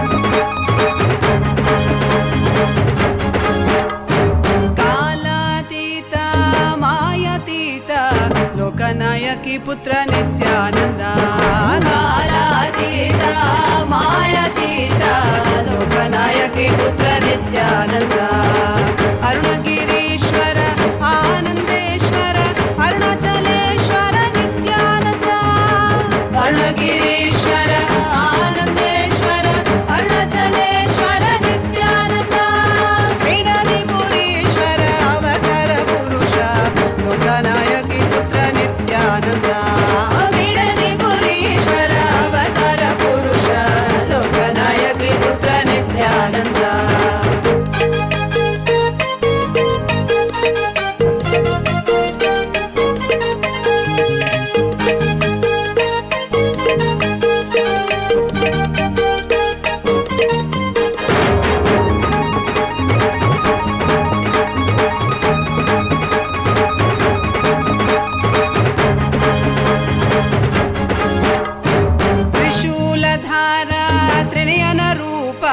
त्रिभुवन रक्षक नित्यानंद त्रिशूलधारा त्रिनयन रूप त्रिभुवन रक्षक नित्यानंद तत्व शिक्षक वेदागम पुनरोद्धारक नित्यानंद तत्व शिक्षक वेदागम पुनरोद्धारक नित्यानंद बिडदिपुरीश्वर अवतार पुरुष लोकनायकी पुत्र नित्यानंद बिडदिपुरीश्वर अवतार पुरुष लोकनायकी पुत्र नित्यानंद नित्यानंदोऽहं सदाशिवोऽहं नित्यानंदोऽहं सदाशिवोऽहं नित्यानंदोऽहं सदाशिवोऽहं नित्यानंदोऽहं सदाशिवोऽहं बिडदिपुरीश्वर अवतार पुरुष लोकनायकी पुत्र नित्यानंद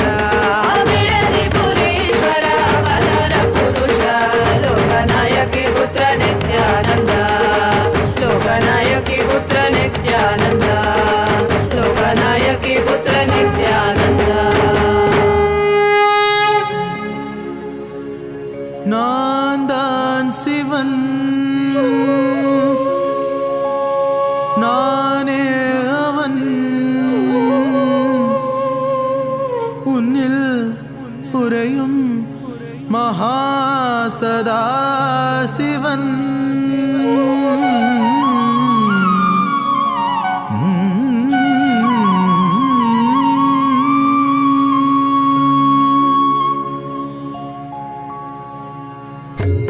நான் தான் சிவன் சிவன் சிவன் நானே அவன் அவன் அவன் உன்னில் உறையும் மகாசதா சிவன் உன்னில் உறையும் மகாசதா சிவன்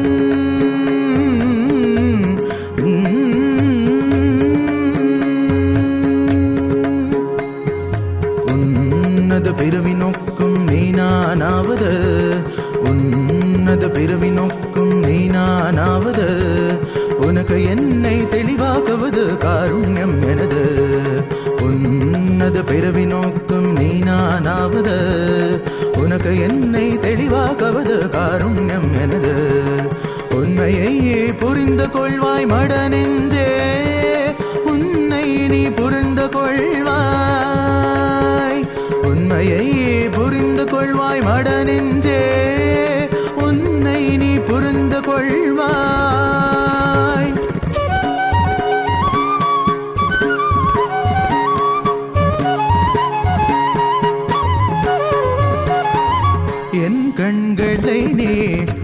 வாழ்த்துதி போதுதான் உனக்கென்ன காதே.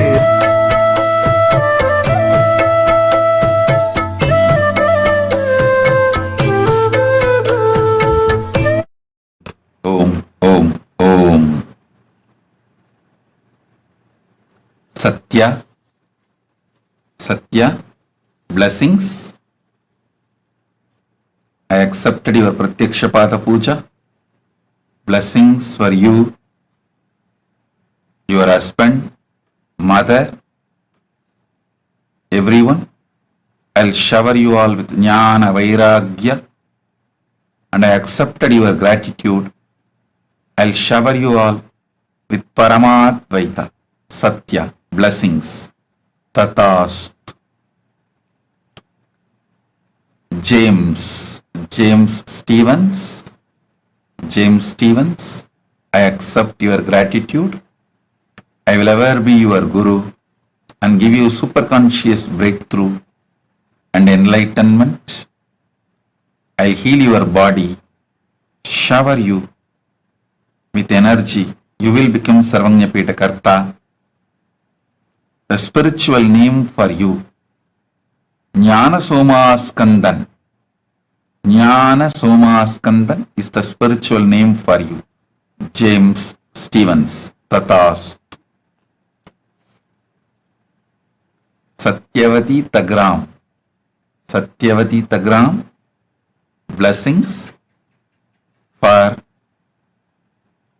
you to manifest wealth and for blessings for Dharmadhara, Lalitambika and Akshaya Guna. My blessings for all four of you, and I will shower you all with wealth, energy and birthday blessings for you. Satyavati Tagram, blessings. Vaidehi Balasubramanyam, my blessings. I'll shower you with enlightenment. I'll take care of you, protect you, make you enlightened, and my blessings. I'll clear all the malefic effects of the planets. Blessings for your sister-in-law's mother, Tamayanti Devi. If you want healing for Tamayanti Devi, ask her to come for darshan. I'll heal. Blessings for your nephew Arvind and Sweta. Blessings, I am with you. Tatast. Vaidegi Balasubramanyam. Tatast. Margaret Johnson.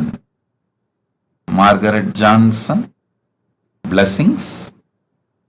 I'll shower you with wealth. Don't worry. I'll get all the money back to you which you lost. I'll shower you with wealth and I'll accept you at my feet. Margaret Johnson, Tatast. I give you the boon you want. Jyoti Kunda.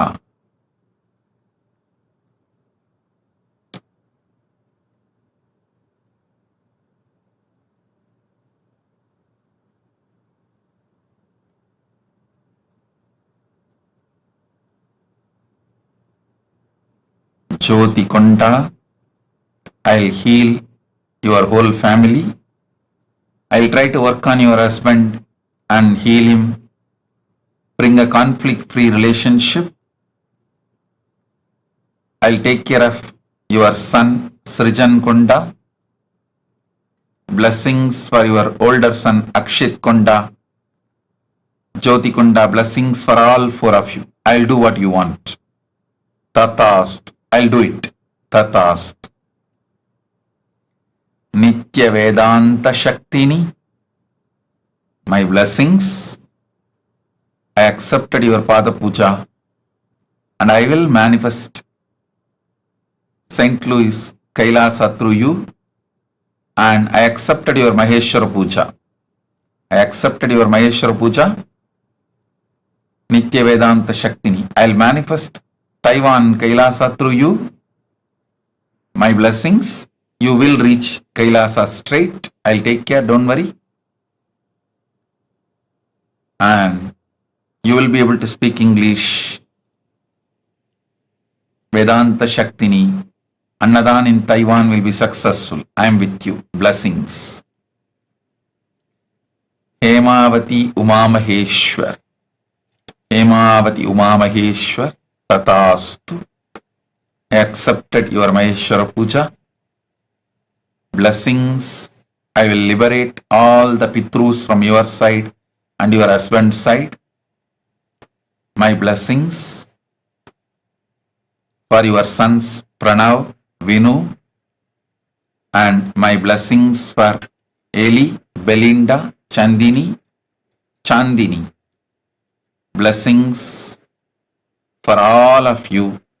Hemavati Uma Maheshwar Tatastu. I am seeing the whole family and all their photographs. My blessings to all of them. Sophia Smith, blessings.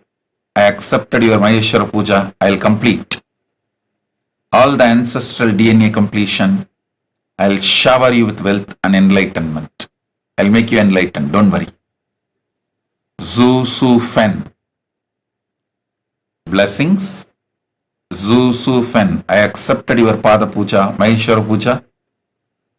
I will make your business booming and I'll shower you with family harmony, health, and your career, business success, shareholder meeting, legally passing the capital as you want. My blessings.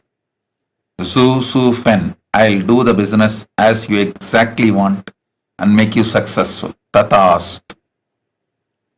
Abhinanda Mukundan. Abhinanda Mukundan.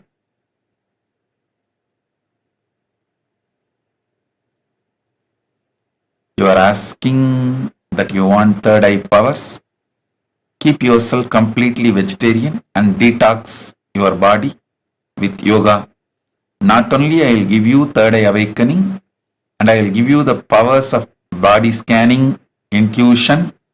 I will shower you the powers just like how I shower on other Gurukul kids. Abhinandan, just be vegetarian and detox your body through Haritaki. I'll give you the powers. Abhinandan, Tatastu, and I'll appear in your dream and give you third eye awakening initiation. Tatastu. Blessings. Mukund, Abhinandan, all of you. Blessings. Yang Liu, I accepted your Pada Puja, Maheshwara Puja. Everything will go with you, around you. Soon you will come to KAILASA and have my darshan face to face. Yang Liu. Tatast. Om.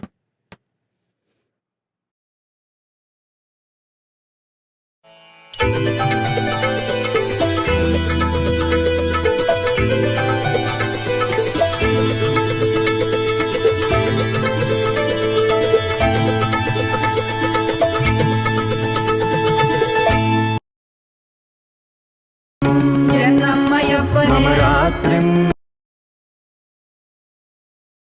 Jagadadistvam Antastvam Mama Sangharshatvam Purnatvam Mama Bhumirakashatvam Nithyananda Mama Sarvasvam Nithyananda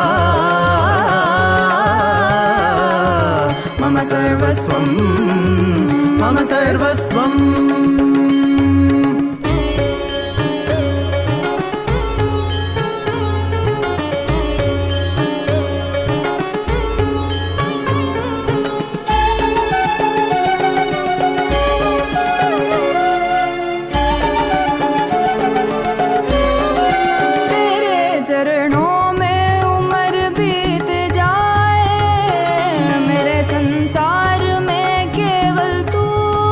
मेरे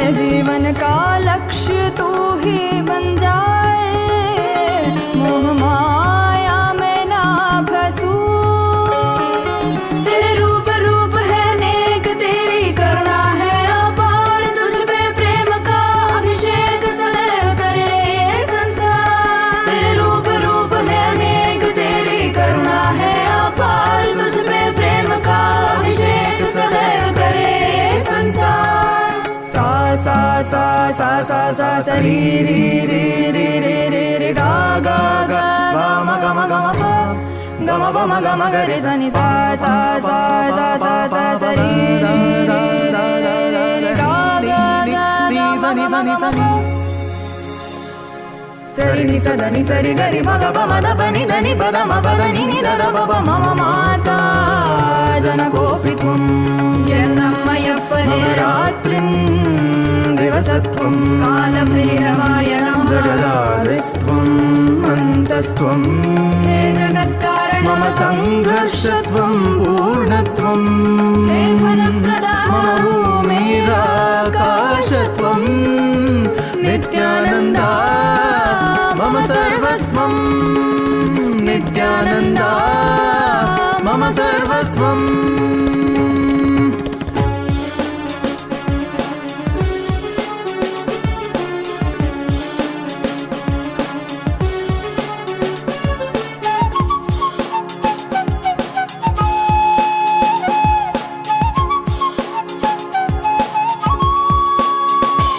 सनातन धर्म के उधार सकल जग दुख दैत्य संहार तुझे दो टोके वो अपने मरण स्मरण कर लेना उनकी आचरण सहन करेंगे तू अपनी जन्म कारण पूरी कर ले तेरे शरण शरण में आए हम साथ तेरे हैं हम मम माता जनकोपित्वं मम माता जनकोपित्वं मम माता जनकोपित्वं नित्यानन्दा मम सर्वस्वं नित्यानन्दा मम सर्वस्वं नित्यानन्दा मम सर्वस्वं मम सर्वस्वं मम सर्वस्वं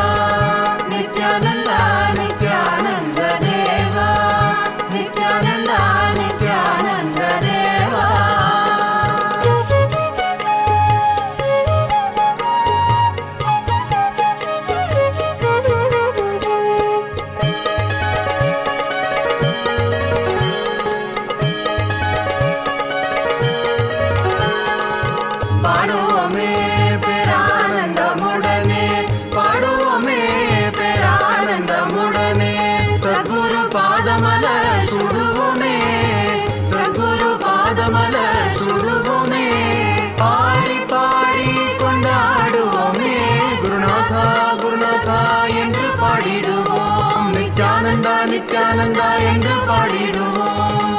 பாடுவோமே பேரானந்தமுடனே, பாடுவோமே பேரானந்தமுடனே. சத்குரு பாதமல சுடுவோமே, சத்குரு பாதமல சுடுவோமே. பாடி பாடி கொண்டாடுவோமே குருநாதா குருநாதா என்று பாடிடுவோம். நித்யானந்தா நித்யானந்தா என்று பாடிடுவோம். குருநாதா குருநாதா என்று பாடிடுவோம். நித்யானந்தா நித்யானந்தா என்று பாடிடுவோம். குருநாதா குருநாதா என்று பாடிடுவோம். நித்யானந்தா நித்யானந்தா என்று பாடிடுவோம். குருநாதா குருநாதா என்று பாடிடுவோம். நித்யானந்தா நித்யானந்தா என்று பாடிடுவோம். நித்யானந்தா நித்யானந்த தேவா, நித்யானந்தா நித்யானந்த தேவா, நித்யானந்தா நித்யானந்த தேவா, நித்யானந்தா நித்யானந்த தேவா, நித்யானந்தா நித்யானந்த தேவா, நித்யானந்தா நித்யானந்த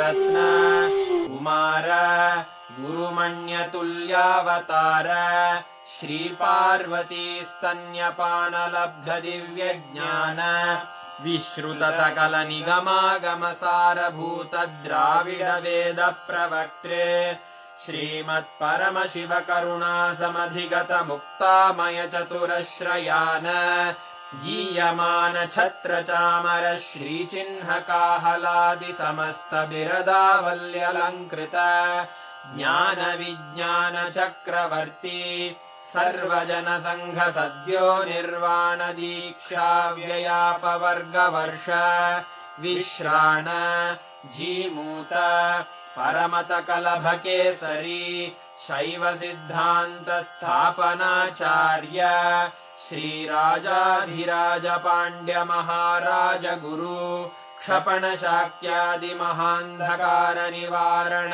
ज्ञान भानु वीक्षणानर्हार्ह ध्वजोच्छेदन पूर्वक श्रीमद्वृषभध्वज स्थापक शैव समय कर्त्रे सर्वज्ञ पीठारूढ़ श्री जगद्गुरु श्री ज्ञान संबंध देशिक स्वामी वागीश सुंदर माणिक्य वाचक स्वामिनाम् अवतार भूत श्री ज्ञान संबंध स्वामी पुनरुद्धृत श्यामला पीठ सर्वज्ञ पीठ त्रिनवत्युत्तर द्विशततम गुरु महासन्निधान अरुणगिरि योगीश्वर परंपरागत अरुणाचल सर्वज्ञ पीठ गुरु महासन्निधान कैलास परंपरागत कांची कैलास सर्वज्ञ पीठ त्रयस्त्रिंशदुत्तर द्विशततम गुरु महासन्निधान नित्योत्सव नित्य मंगल नित्य कल्याण नित्य रजित कैलास परंपरागत आदि कैलास नित्यानंद पीठ महासंस्थान महासिंहासन पीठ कर्तः साक्षात् श्री परमशिव समुद्भूत कैलास परंपरागत वैवस्वत मनु इक्ष्वाकु हरिश्चंद्र भगीरथ श्रीरामचंद्र शूरसेन इत्यादि अनवच्छिन्न सार्वभौम चक्रवर्ती परंपरागत चतुष्षष्टि योगिनी मंडित चतुष्षष्टि संप्रदाय प्रवर्तक मनुधर्म शासन सूर्यवंश प्राप्त सर्वज्ञ पीठ सुरांगी साम्राज्य मूर्धाभिषिक्त चूड़ामणे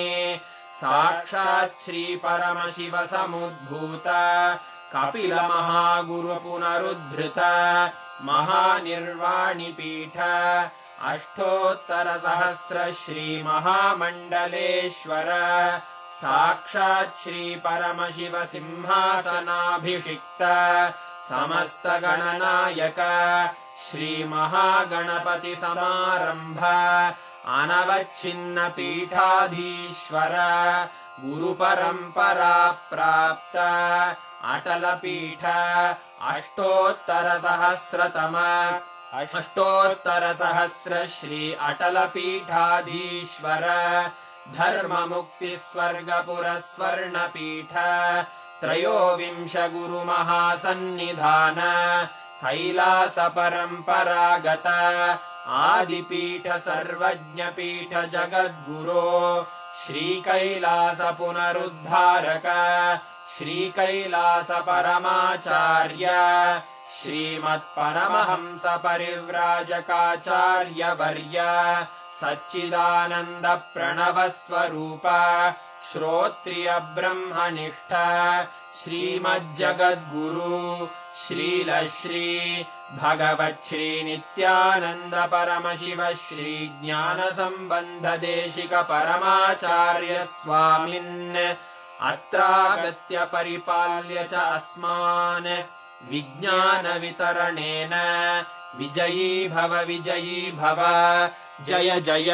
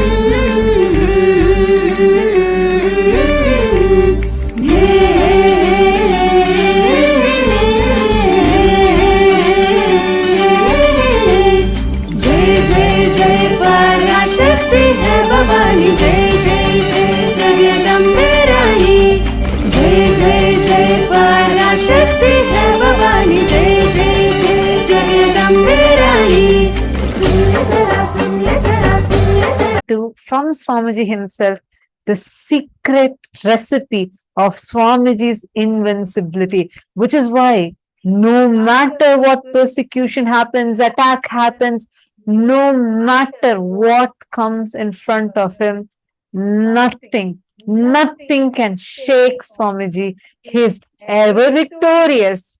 Ajayatva, Ajaya, ever victorious, invincible. And that very initiation Swamiji has given to each one of us. And can I request every one of you to post the three cognitions, the three principles that Swamiji revealed today for Ajayatva, the three secrets.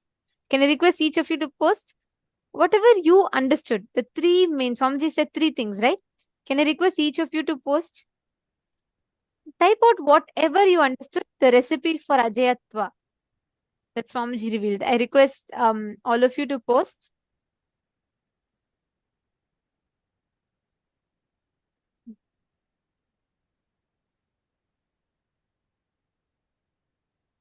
I request all the participants, type out whatever you understood, the three main points Swamiji revealed as the three key principles. Beautiful. Mavani Goyal, absolute. Yes, you have posted all the three. That's right. Okay, Ma Jocelyn Kalka has posted.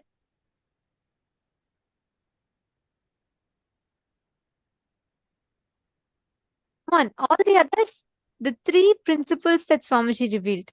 Can I request all of you to post? First one. What is the first one Swamiji revealed? Okay, I see many of you posting. What are the first ones Swamiji revealed? I see so many of you already posting what we all learned today, right? Never question the Pati. No questioning of questioning the Pati. Never question Paramashiva. Second cognition. Second cognition is rejuvenating yourself, having the beginner's mind, like Shishya Bhava Murti. Paramashiva himself, even though he is Paramashiva, listens to Subramanya just to show how the beginner's mind should be. and always ready to rejuvenate yourself. And the third cognition that Swamiji gave. What was the third cognition Swamiji gave? Have the truth. The truth of success is a habit as your cognition. Make the truth of success is a habit as your cognition. These are the three extremely powerful cognitions Swamiji gave for us to be ever invincible. Ajaya. Nothing can shake you if you just had these three cognitions. Oh my God, what a boon. What an amazing boon. So beautiful the way Swamiji revealed today. We just need to apply this. Like Swamiji said, just with this one cognition, all the powers, everything will manifest in us. Actually, anyone who wants to make this cognition as your very experience and you want to really manifest this cognition as your experience, you all can sign up for tomorrow's Pada Puja as your offering of gratitude. Understand? Anytime you receive a revelation from the Guru, and when you offer your gratitude to the Master. This is the way in Hinduism. Every time you learn from Guru, you offer your gratitude to Guru. And tomorrow Swamiji is opening up the unique opportunity to offer Pratyaksha Pada Puja on the auspicious day of Navaratri. So anyone, whoever wants to make this cognition, declare this cognition and make these three as your cognitions. And you want to offer your gratitude to Swamiji, tomorrow you can do the Pada Puja where you will get an opportunity to directly offer Pratyaksha Pada Puja to Swamiji. So whoever wants to offer, please let us know in the chat right now so that our support desk team can immediately send you the link. And I see Robert Romaya, Cami Cristo, and Samuel Rodriguez, and Scott Burgess. I see so many of you have posted.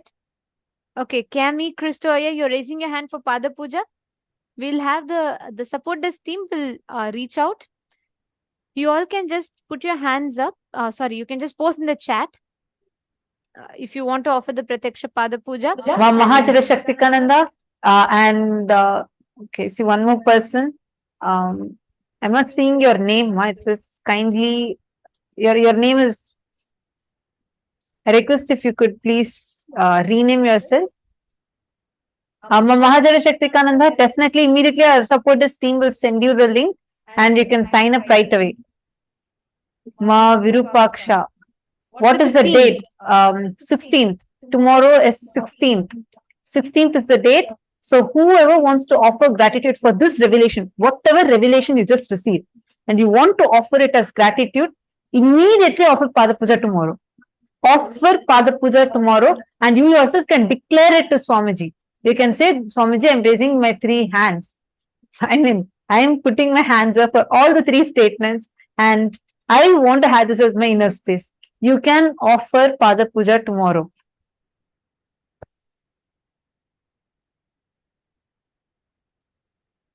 Just let us know in the chat so that our team can reach out to you and help you to offer.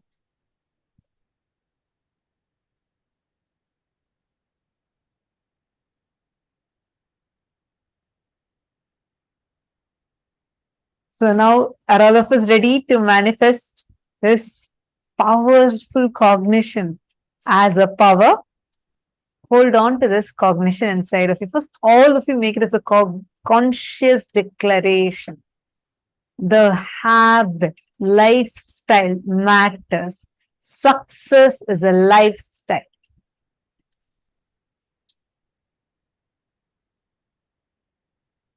You're waiting for bank details. Sorry, I request if you could please let me know your name. I did not see your name on the Zoom. Please, could you, someone who has posted in the female SJP intentions room, saying I'm waiting for bank details. Oma Vigneshwari Ramanathan. Okay. Our support desk team will immediately reach out to you. One of our team members will reach out to you right away and we'll give you the bank details, Mom. Anyone else who wants to offer Pada Puja tomorrow, please let us know right away in the chat. Whoever wants to offer, make this as your powerful cognition and offer your gratitude. Please let us know so that we can reach out to you. Tarun Sharma wants to offer and Cami Christo wants to offer. Okay. We'll reach out to you right away. Anyone else? Just please let us know. For tomorrow. Yes, Tarunaya, noted. Actually, you all can sign up. There's a link, events.kailasa.org/payment. This is just a registration link. You're just going to sign up in this. The support desk team will send you the details further of what you need to do. An initiation, this one understanding. Success is a habit. The success, even in manifesting powers, is a habit. The success in everything is a habit. I request every one of you, all of you that are sitting here, to declare now. Swamiji, we have all raised our hands and given that commitment to Swamiji. Let us decide to manifest that success, that breakthrough in our lives. Ready? Shall we all start? All right. So now we're going to be manifesting the power of Sarvajñatva, the ability to have access, know everything that you want in the cosmos. I'm going to request all the participants here, every one of you. We are going to be projecting a picture, an image, and I request each of you to scan and identify what purpose that artifact was used for. What was the purpose that it was used for? Take a few minutes. Just remember this, like how Swamiji said, success is a habit. Success in manifesting powers is also a habit. Decide to consciously build that habit. And every one of you that have posted that you want to offer Pada Puja, the support desk team will reach out to each of you in the mail room also. We will be reaching out to you all. So you can stay tuned. The support desk team will reach out and they'll send the links for you to offer. Okay. Now, remember this one cognition. I think after Swamiji spoke so much, there's nothing much for us to even tell. Just this elaborate truth that Swamiji revealed. Have the beginner's mind towards approaching power manifestation. Paramashiva, even to Subramanya, his own self, even to his own self, he had the complete beginner's approach. That is why Subramanya, Swamiji beautifully told, that is why even Subramanya is a completion of Paramashiva. He's Mahadeva, Mahadeva's own best version. So now I request every one of you, after this powerful initiation, sit now, manifest this experience through the power of Sarvajñatva. Just see what it is, okay? Now remember this one truth. Success is a habit. Decide to achieve success in power manifestation through your habit. Build it. Constantly manifest. Make it a point to sincerely sit and do the power manifestation. Whatever comes in your third eye, just sit and manifest that experience. You can start describing it. So just close your eyes. See, when we say what comes in your third eye, it means when you close your eyes, you may see it as haphazard letters, words, different things that will come. Whatever you see, just start describing it. Jimmy Stevens here, go ahead. Scan through your third eye. Whatever you are seeing, scan and start writing it down. You will all see how we will become successful in the power manifestation.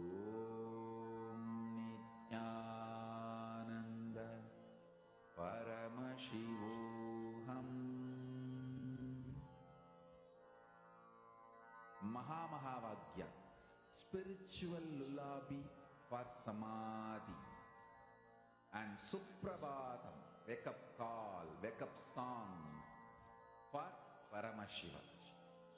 This Mahavagya is spiritual lullaby for you to fall into samadhi.